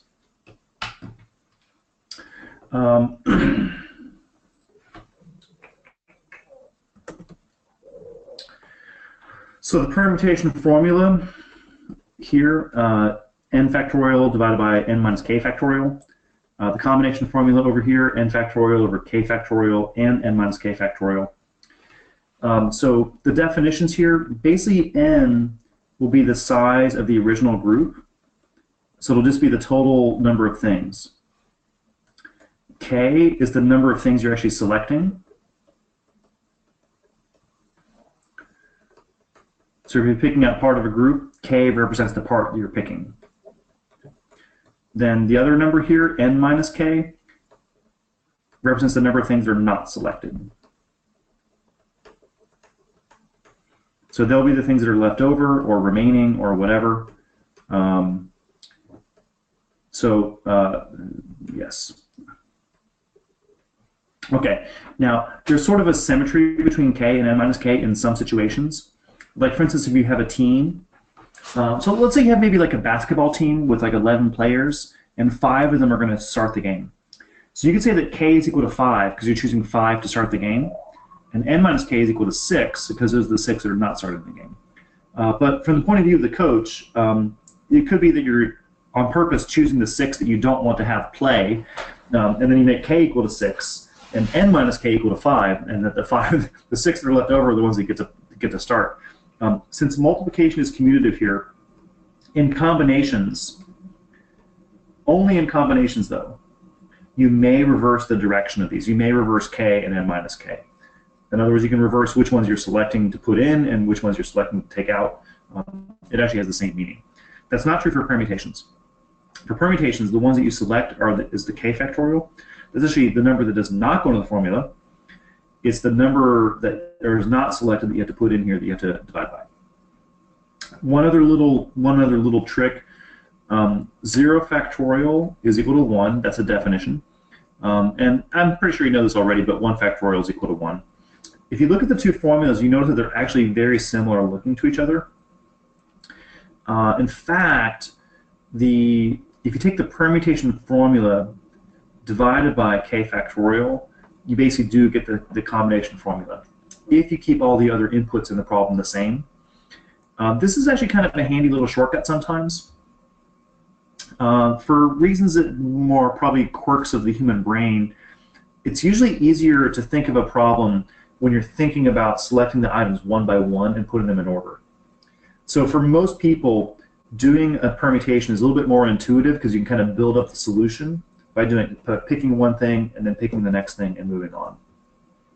However, they maybe specifically don't want you to calculate it in order. Maybe it is a combination, in which case what you can do is sort of pretend as if it is in order, calculate p here, get that number, then divide by k factorial at the end, and then use that to actually get the correct answer, which is the number of combinations, if you do not care about the order. Okay, so there's a little, you have a little bit of flexibility here. You can kind of calculate it either way if you understand what you're doing.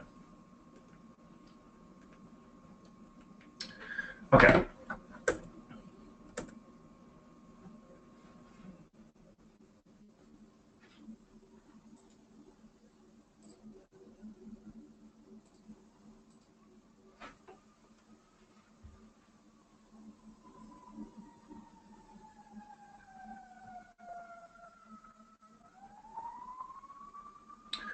All right, question number 7.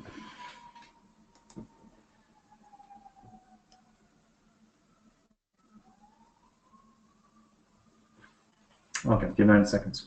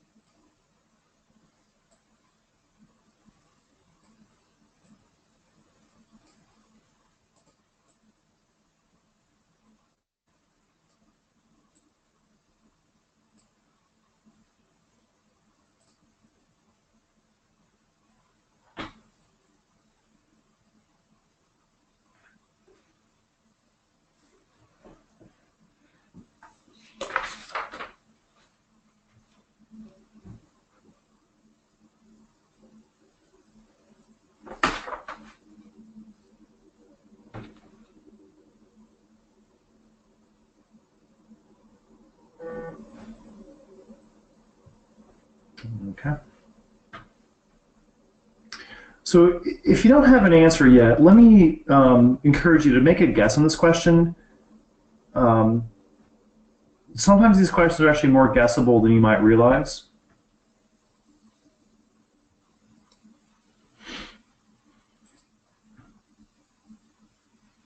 Okay, so if everybody has an answer, I'm going to put the poll up.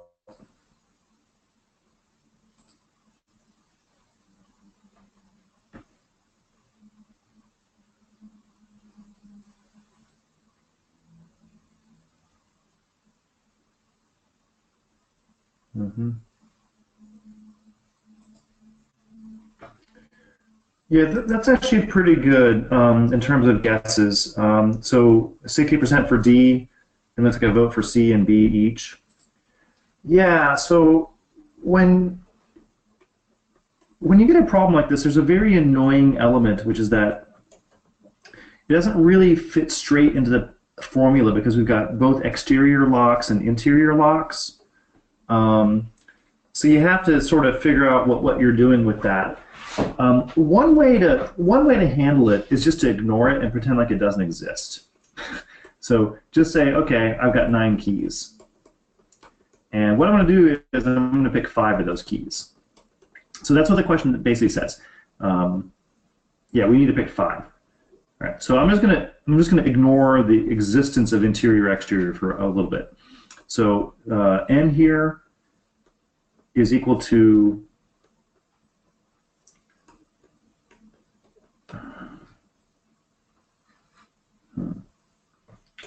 Okay, let's try again.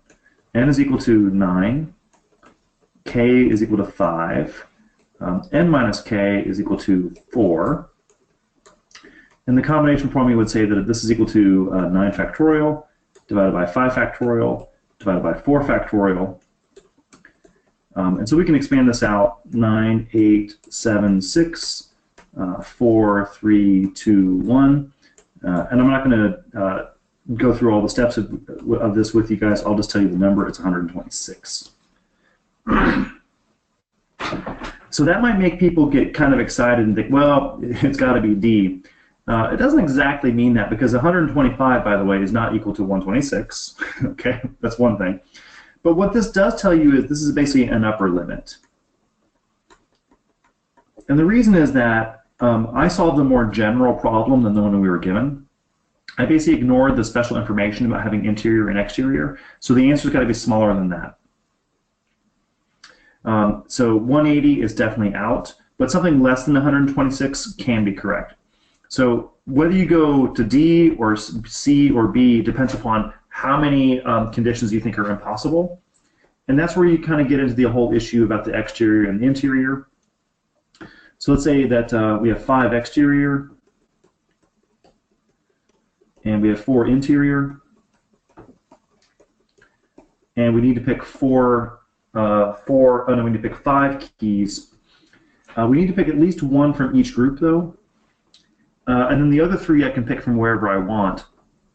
Notice, though, that I'll always pick at least one X here, because even if I picked all of them on this side, I'm going to be picking at least one X. So the 5th one will still come from this group. There's really one thing I cannot do, and that's to pick all 5 from the exterior lock group. So I could try to do this, right, where I pick 1, 2, 3, 4 over here. The rule says I need to pick one more from the interior. I could actually go this way. This is the one thing I'm not allowed to do. There's actually only one way I can do that, though. And so the idea is that I have 126 ways total. I've got one way that's like the bad way that I'm not allowed to do. I can subtract that one, and that'll leave me 125. And 125 is the correct answer. Choice D is the correct response. Yeah.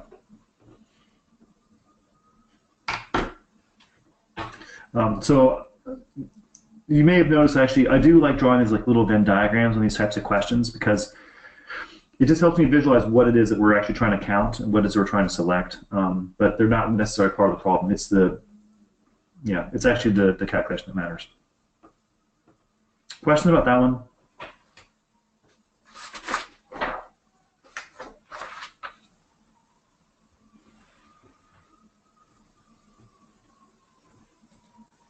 Okay. Let me show you.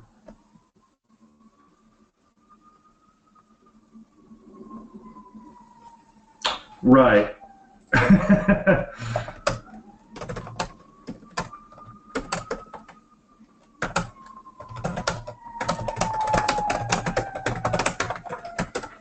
Yeah, so Abdul, yeah, so that's actually a pretty funny comment. Right, so it's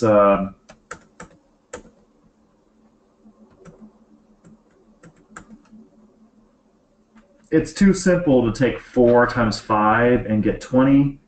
Yep. And it's too simple to take 5 times 9 and get 45. Yeah. That's actually kind of the point of this, is that like people that don't know how to do the problem will panic and combine numbers randomly by adding or multiplying, and those numbers will show up in the 5 answer choices as wrong answers. They have to have something there after all, but those are not good guesses. Okay, problem number 8.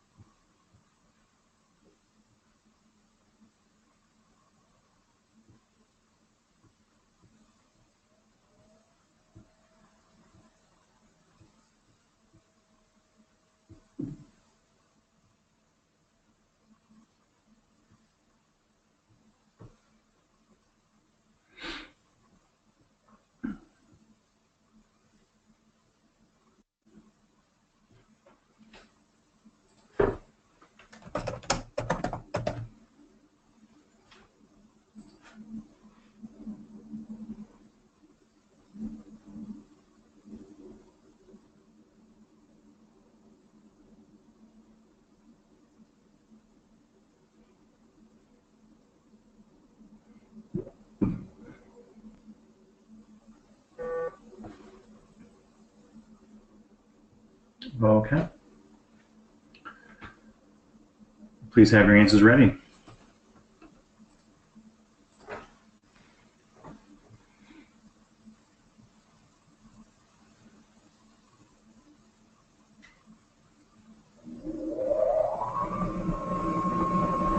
Mm-hmm.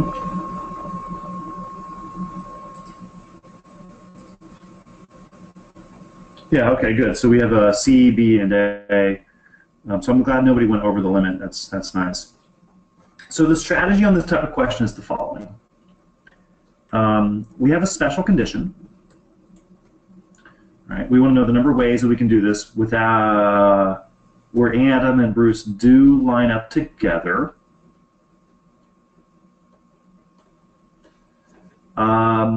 So one thing you can do as an approach just to get started is just ignore the fact that you've got any rule about Adam and Bruce.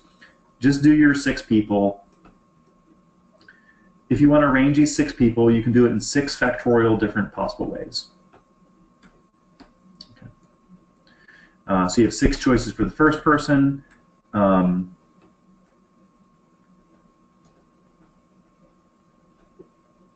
try this. Nope, that doesn't work either. Anyway. Okay, but whatever. That's a number, and that's actually 720.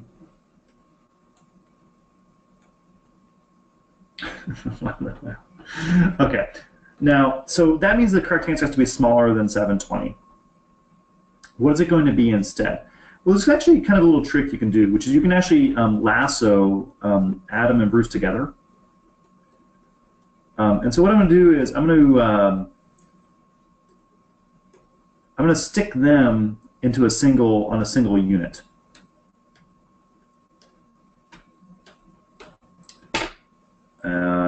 God.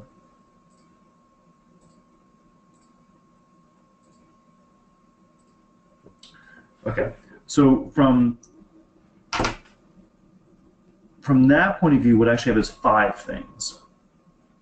So the 5 things that I have are this block of A, B, and I've got 4 more things of C, D, E, F. Okay, so if you look at this here, n is actually equal to 5. Right? So the number of permutations will be 5 factorial.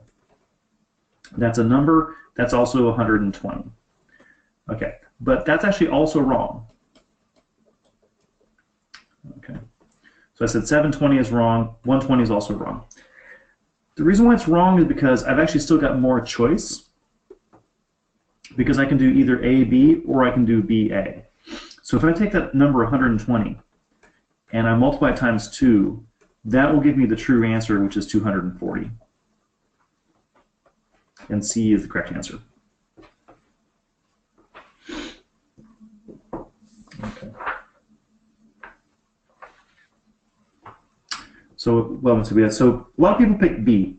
B is not bad. I actually like B, but the problem is you still got this A, B flip. A is definitely too small. You got more choices than that. Okay, let me give you guys one more. Problem number 11, where you get to combine concepts. And this will be the last math problem tonight, I promise.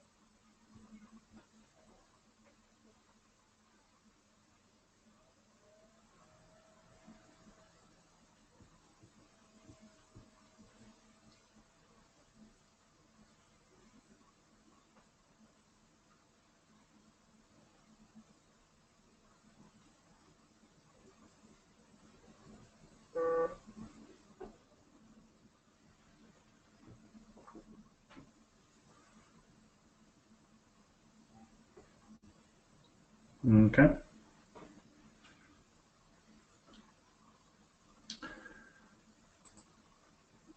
Please have your answers ready. It's time to vote.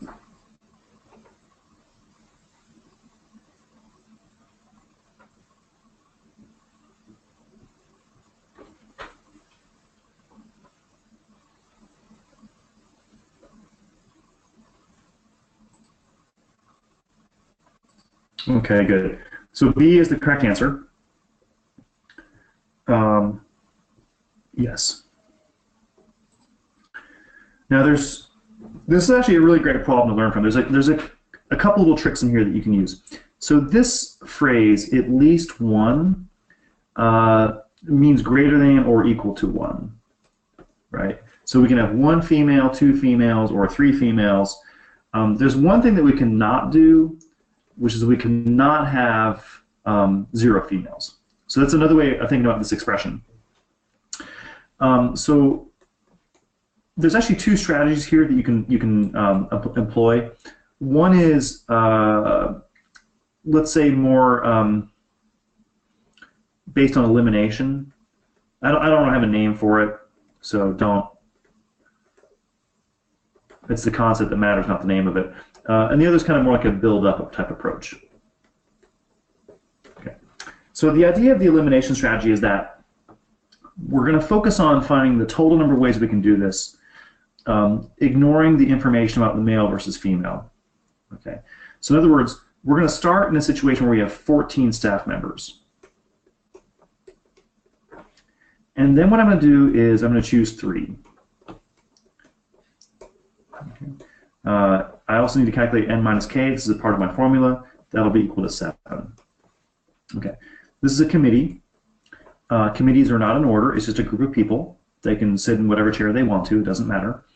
So that means I'll use the combination formula, 14 factorial divided by, am I that bad at math? 14 minus 3 is 11. 14 factorial divided by 3 factorial, 11 factorial. Okay.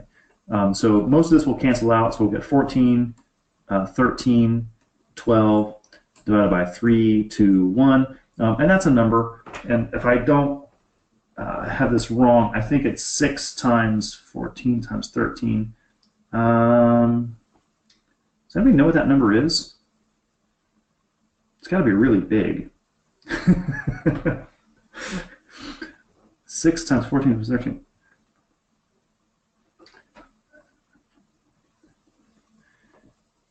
Fourteen times 13 is 172, 182. 182 times 6. Yeah. And that's 360, 720. Why is this so annoying for me right now? 600, 1,000, 80. I think it's 1,092. Yeah, I should have thought this through a little bit more carefully before I did this. Okay, so then if you go so then you have this other route though, where what you're not allowed to do is, you're not allowed to have no females. Okay. So what would that mean is, you would have to have essentially all males. And you're not allowed to do this. So in that situation, you actually have 10 staff members that you can choose, and you're going to pick 3 of those. Okay. Then you're not going to pick the other 7. And then the combination formula is going to be 10 factorial over 3 factorial over 7 factorial. So 10, 9, 8 divided by 3, 2, 1. And that is 3, 4, 12, 120. I'm sorry, guys. I'm getting lost here. 2184, 1092. Yeah, okay, so that's what it is. It's 1092. Okay, thanks. And then this is 1200. How can that be more? Okay, I'm getting lost. I'm gonna start over. Let me do the build up first. It's actually way easier because the numbers are smaller. So what we're gonna do is we're gonna have we have the following cases. We have 3 males. We can do 2 males and 1 female. We can do a male and 2 females. We can do 3 females. Okay. This is the one that we're not supposed to do. Males, males, males. Male, female, male, male, female, we can do. So what that means is for the males, we're going to have 10 factorial divided by 2 factorial, 8 factorial. And then for the females, we'll have 4 factorial divided by 1 factorial divided by 3 factorial. Yeah. And so that's going to be 10 times 9 divided by 2. Ah, man. 10 times 9 divided by 2 times 4. That's 45 times 4. That's going to be 180. Okay. So this number 180 is just when you have 2 males and 1 female. Then we're going to go to 1 male and 2 females. So it's going to be 10 choices for the males, and then 4 factorial divided by 2 factorial choices for the females. That's going to be 6. That gives us another 60 ways. That's for this combination, male, female, female. For female, female, female, there's 1 choice for the males. And then for the females, we're going to pick 3 and not pick the other 1. That'll be 1 times 4. Yeah. Right, and so then we can add those numbers together. That gets to the total 244. Okay, so my bad, guys. I went off on La La Land doing it the long way. But here you can actually just directly add the 3 cases together. All right. I hope that was, yeah, whatever, not too painful.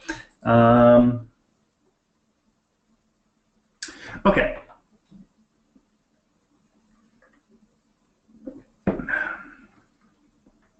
Questions about how I got to any of these numbers?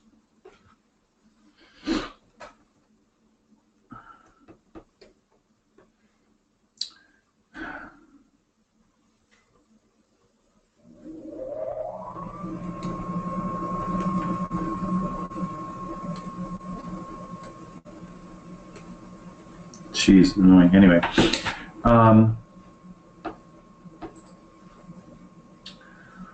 well, so so Kamal was asking about the difference between and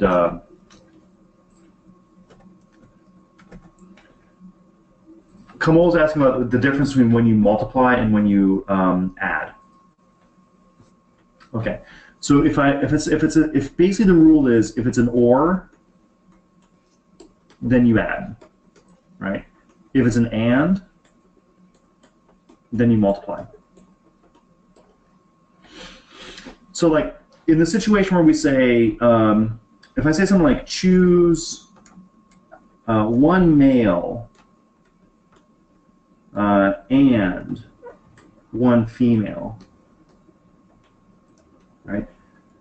This is definitely a multiply, right? So we're going to take 10 times 4 and get 40 or whatever it is, right?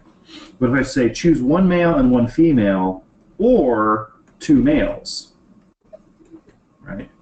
Then you have to figure out what this number is. I think it was 45. But then what that means is you'll add those numbers together, right? So or represents a distinct case, right? So you just take whatever number of ways it is from one case, add to the number of ways from the other case to get the total number of ways.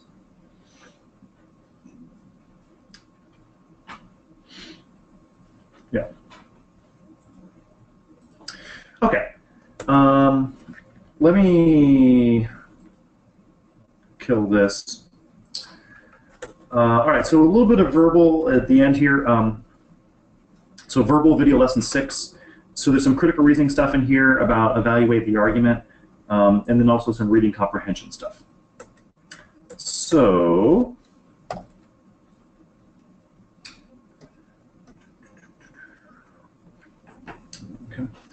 So there's a type of question in the critical reasoning where they ask you to, basically what they'll do is they'll ask you to evaluate an argument. Okay. There's other words they can use sometimes. Sometimes they use the word assess. Sometimes they use words like helpful or useful. Okay. But I just want to focus on this word evaluate just for 1 second, because when you think about the word evaluate, it can have a good outcome or a bad outcome. So what this means is that the answer could weaken or strengthen. So here's the idea. They gave you the argument. The question will ask you to evaluate the argument. Okay. Then you got your 5 answers down below. So let's say C is the right answer. So the correct answer will have some information. That information will either weaken or strengthen the argument. And you're not going to know necessarily which one it does, at least not in advance. Actually, it could do both, depending upon the way they phrase it. Right? But the point is here is that actually you don't have to be picky. All you need to do is just pick the information that's relevant.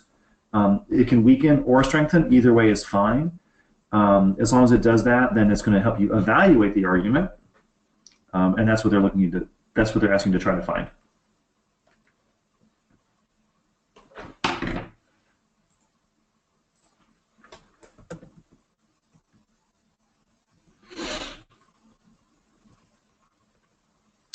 Okay, so like here's an example problem. So they say the answer to which of the following questions would be most useful in evaluating the significance of the study described above. Okay, so here's our key words: evaluating and useful. All right. So that definitely puts it in this category of question types. Now, what's weird about this is that when you look at the answer choices over here, the answer choices are also questions, right? So they're saying that the correct answer will be a question, and the answer to this question will help you either weaken or strengthen the argument that you were given. So that's the game. Okay. So the way I think about it is basically, if you were given this situation and you are trying to evaluate it, this is kind of like, what is the best possible follow-up question to help you decide if this is a valid argument or not? Okay, so let me give you some time to work on the question and try to find the answer that evaluates.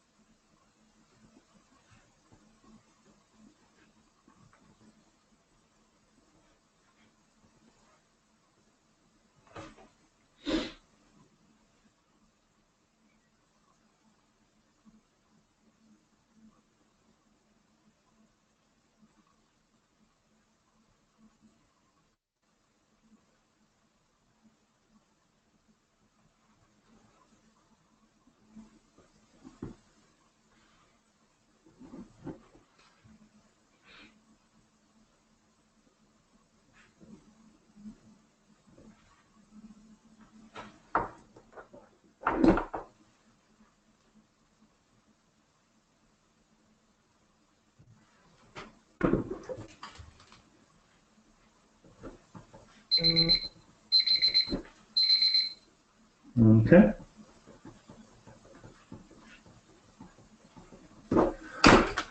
Alrighty, so time to answer.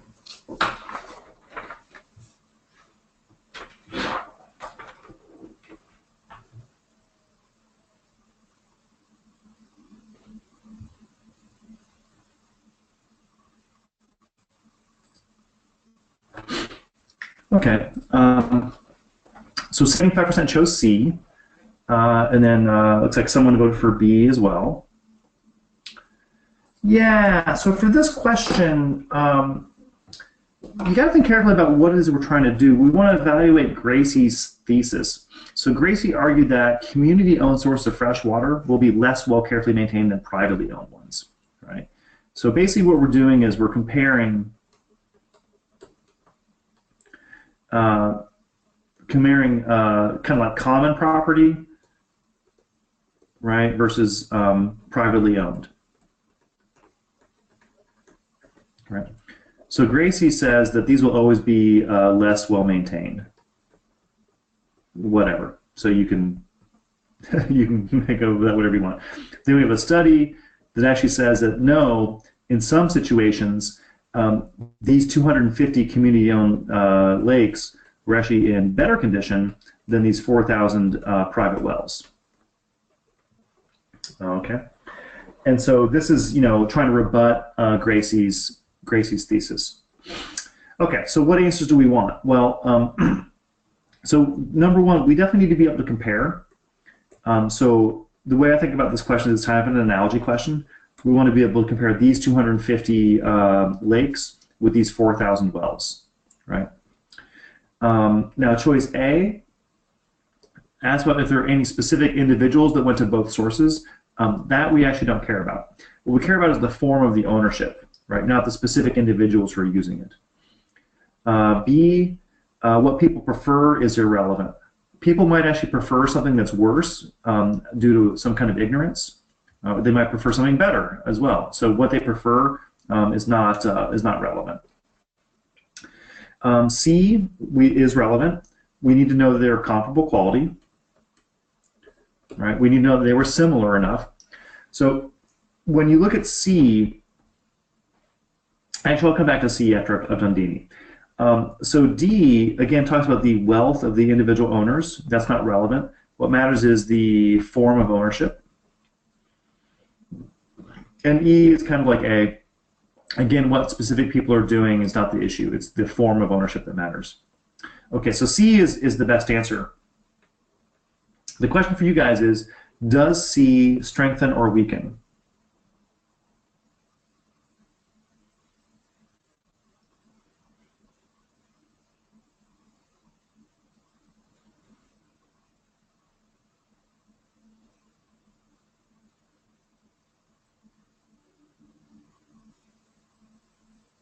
What do you guys think?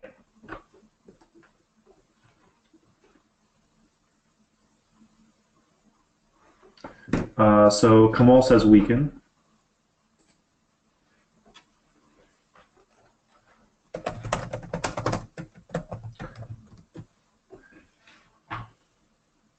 And I'm not agreeing with you or disagreeing with you, Kamal. I just want to ask why you think it weakens.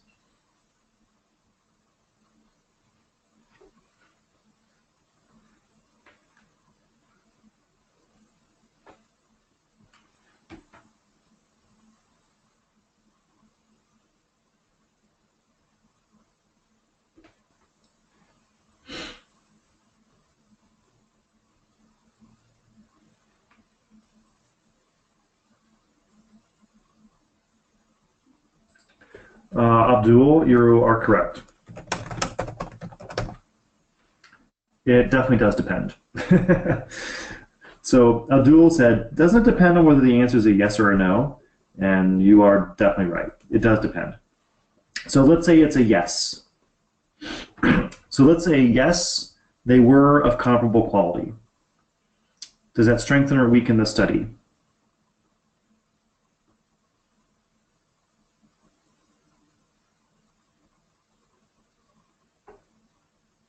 No, it strengthens. When you do a study comparing two things, you have to compare things that are similar. You have to pick things that are as similar as possible.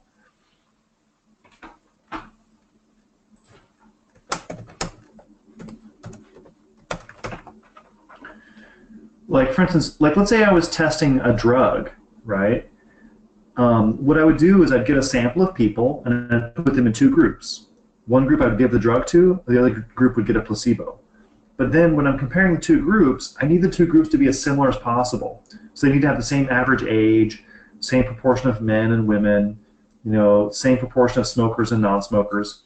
That way, when I'm looking at the results of the study, I know that the difference is the result of the thing I'm controlling, which is the drug or the placebo, and not the result of some sample noise between the two groups. So like in this case, if the wells and the lakes were of equal quality before people started using them, right, and then we see a difference later on, we'll know that that difference is the result of the human interaction with them in the form of ownership that people used. Yeah. So going the other way, if they're not of comparable quality, that definitely weakens the argument. Because if they're not of comparable quality, then how do you know that it has anything to do with the form of ownership? Maybe it's just that these lakes were always really nice, and where the wells were located was in some horrible location and has always been horrible, and so you can't blame the ownership structure whatsoever. So no, the idea is when you have a study that makes a comparison between two things, the similarity strengthens the study. Finding a change or a difference that wasn't mentioned before will weaken. Yeah, this is definitely one of your fundamental patterns. Okay.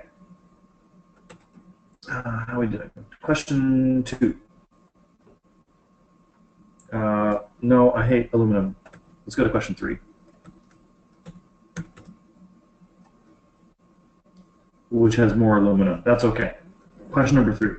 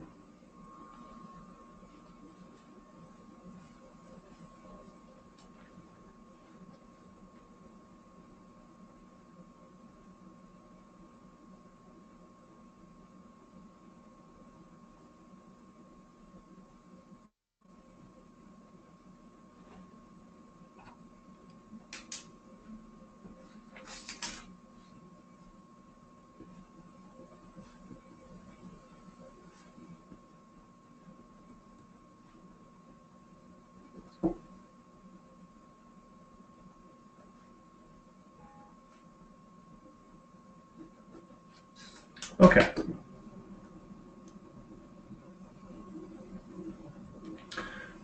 All right, so please have your answers ready. Time to vote.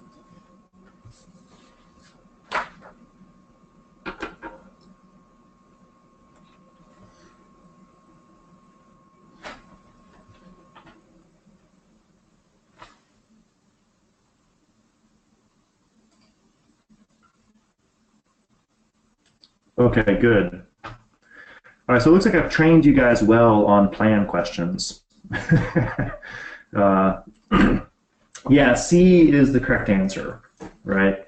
And so just to kind of get it in terms of a pattern, every plan has 2 parts. It has an action and it has a goal. And then if you want to evaluate it, there's really 2 things you need to know. You need to know whether the action is feasible, right? In other words, can you do the plan? And you need to know if the plan will be effective. In other words, will you actually reach the goal? And then there's sort of a 2.5 here. The 2.5 is you need to know whether it will be counter-effective. So if something's counter-effective, it actually will make your original situation worse. So these are the complete and total list of ways to be relevant to a plan, right? Let me just state the trap over here just as a reminder one more time that if you give another plan That is always irrelevant.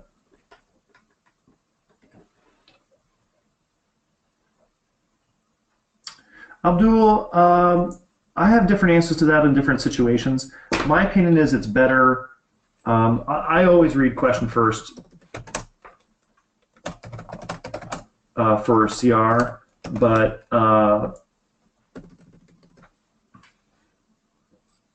for RC, it kind of depends more on the individual person. Speaking for myself personally, I don't read the question first on reading. I just read the passage. Although I do know people that kind of as a minority do read the question first in reading. But in critical reasoning, I definitely think you should read the question first, because you want to know what type of question it is. So here they ask you, like, what is the most important to know in determining whether it's likely to achieve its goal? This is definitely an evaluate question. Yeah, yeah. Yeah, so, and the other thing about reading the question is you'll see that it's a plan. So like there's lots of different patterns that they use as reasoning in these types of problems, but if it's a plan, like 100%, absolutely, you nail it. Like this is the pattern. You have to find an action and you have to find a goal. So like it lets you filter out a lot of the noise because you know exactly what you're looking for. What are they going to do and what is it they're trying to achieve? That's it, right? So what are they going to do? Well, they're going to switch. And they're going to switch from from steel to aluminum. Okay. And what's the goal? The goal is to increase their profits.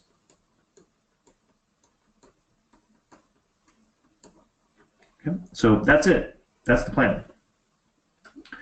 Now, what did you guys choose? You chose C, right?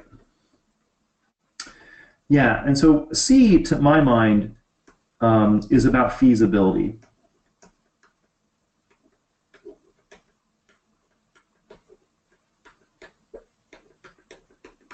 Right? Because it needs to be of comparable quality. I mean, if it isn't comparable quality, then they can't use it.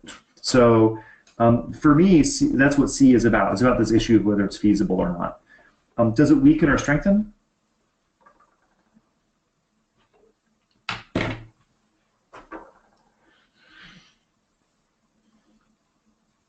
So what do you guys think? Does C weaken or strengthen?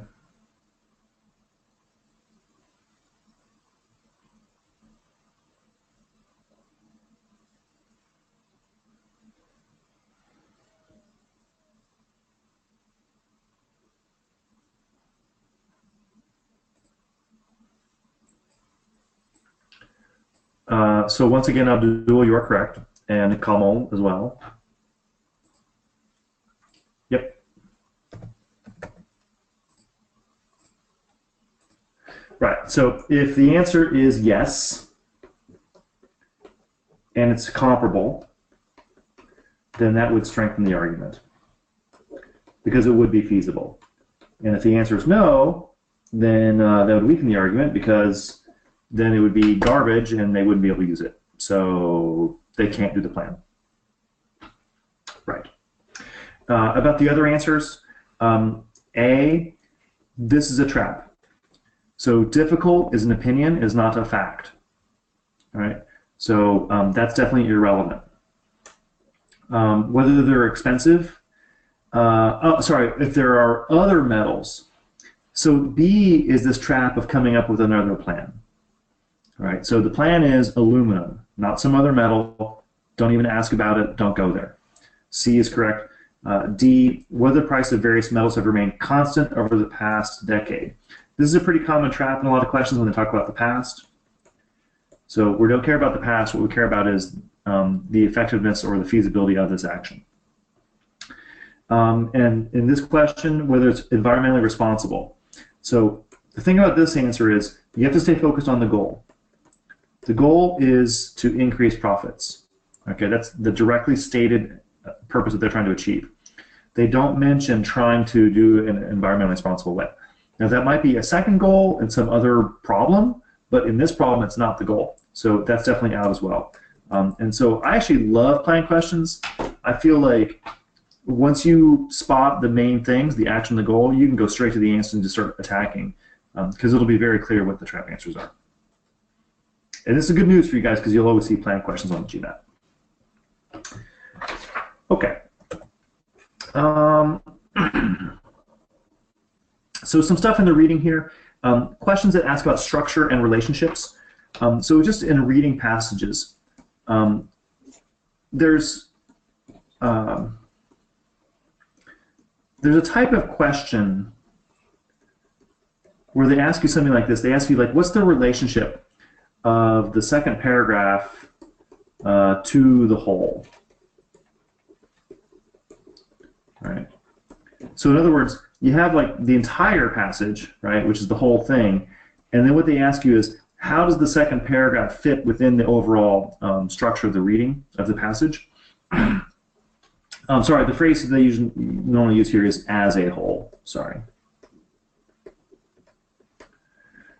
These types of questions, the answer is a little bit less about the content and more about the way the passage is organized. So it might be about geology or women's history, but the answer might look exactly the same, because the question is, what is this second paragraph doing within the overall passage?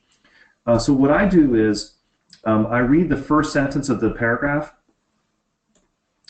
and I read only the I read only the first paragraph. Julie's laughing at me because she knows I'm trying to suppress. Holy Christ. But anyway, what I want to do is I want to find transition words. Okay. So I look for transition language, framing language, things that show me what this passage is doing. I'll just give you kind of a silly example, but there's many, many others. So sometimes they say something like this: not only X, but also Y. Okay. So if you see this in a sentence in reading, right? They're not testing your knowledge of the idiom, like the way they do in sentence corrections. What they're testing is your ability to interpret what these pieces X and Y actually refer to. Normally what the X is the X will be the old information that they're talking about in the previous paragraph. Yep. And normally the Y will be the new information that they talk about in the next paragraph. Okay. So what I want to do is I want to focus on these types of words and phrases that create a structure or create a transition. They show me how this topic fits, this new topic in the paragraph fits within the overall structure. So, you know, obvious things like for example, for instance, definitely tell you that they're giving you an example. But there's other things that they can use as well. And so I just look for whatever that transition language is, and then try to spot that in the answer choices when they ask for that.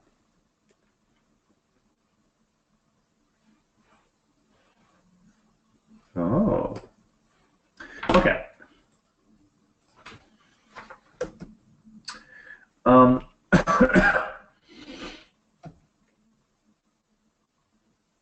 I think this is a little bit, I think this is going to make you guys, it's going to blow your mind.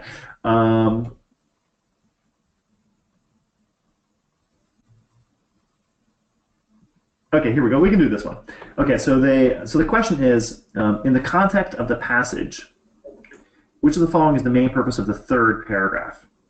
Okay, so they're asking about the purpose of the third paragraph in terms of the overall essay. Okay, so Abdul, you have the question in your head now. I'll let you guys go back and look at the passage. And just in case you don't know how to count, this is the third paragraph.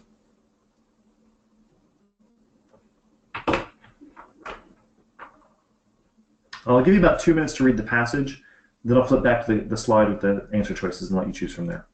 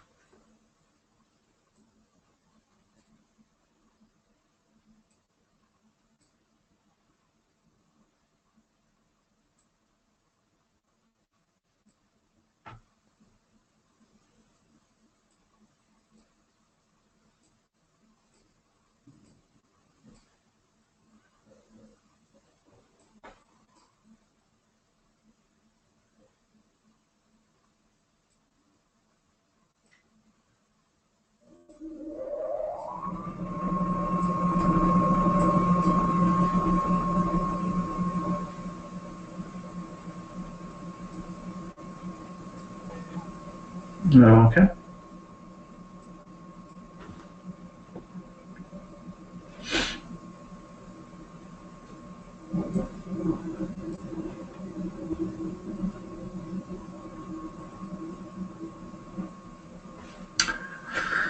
Alrighty. So just to highlight some things in the passage, early on they give you the clue there's two theories, so that's important. So they assume that. So an assumption is a fact or an opinion.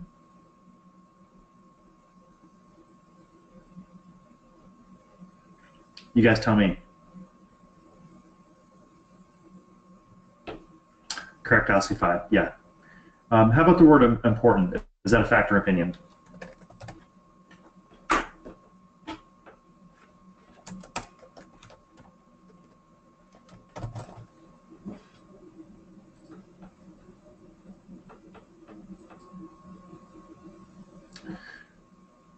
So you have important, which is an opinion. So then again, you have two theories. Supporters argue that. Supporters and proponents are the same thing. So then paragraph 3, we have this transition, so we have the however, right? So really the key question here is, does however connect information that's the same or different?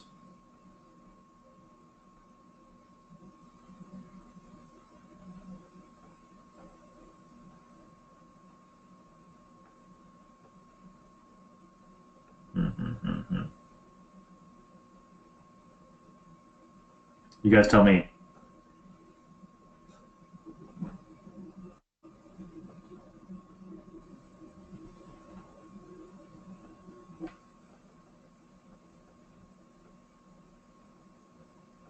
Yeah. And specifically the way it's different is from kind of like for theory A to against theory A. So critics are people that are against something or criticize something. So if I was going to kind of map the passage out, kind of cartoon bubble form, so first paragraph is basically that there are two theories. So just kind of setting up the structure. Number 2 is giving us the reasons for theory A. Paragraph 3 is giving us the reasons against theory A, or what's wrong with it. And then paragraph 4 is giving us what is for theory B. That to me is kind of the simple way to break it down, although you can get more detailed if you need to. Okay, so let's look at the 5 choices. So let me give you another 60 seconds to pick your answer.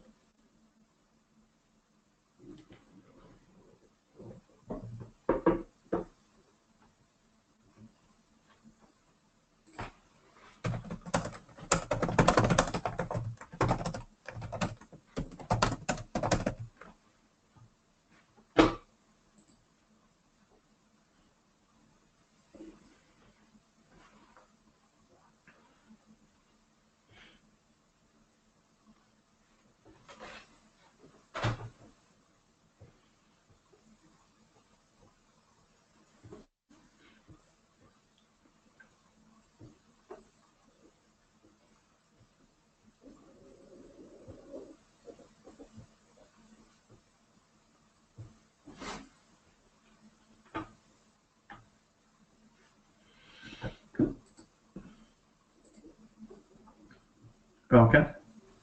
All right, so let me launch the poll for you guys. There we go.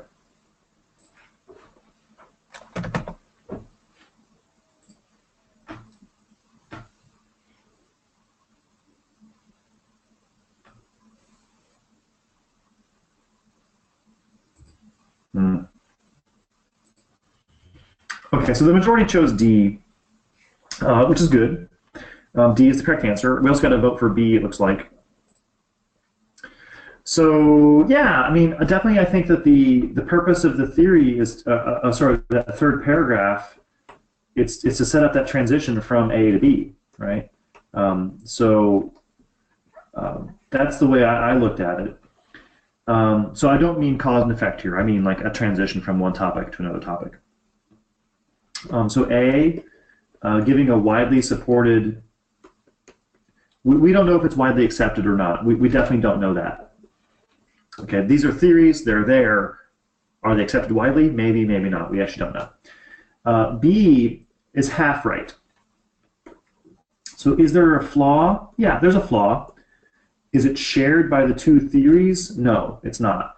So it criticizes A, but it doesn't criticize B. It just criticizes A en route to discussing B. C is way too detailed. So it's not about brain temperature. Actually, it's just wrong for the question. It's not content that we're looking for. It's not talking about the brain or yawning. It's talking about overall organization, moving from one theory to the next theory. D is definitely the best answer. So the alternative here, of course, does mean theory B. And then A, we don't actually know what the author advocates. The author never really says which theory they prefer.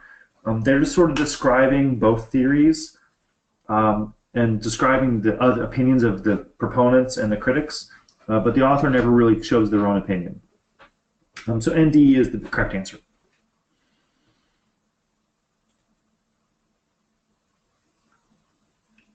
Okay, so let me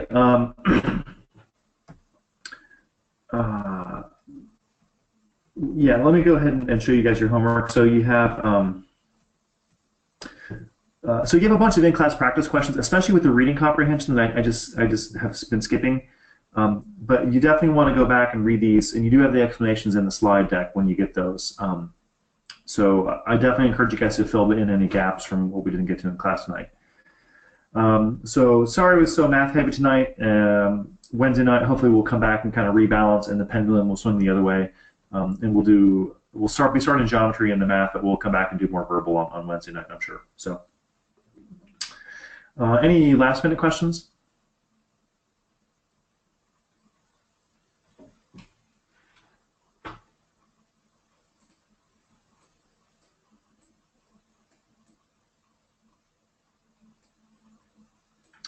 Okay, well if not, let's check out, and I'll see you guys on Wednesday night. Okay, guys? All right.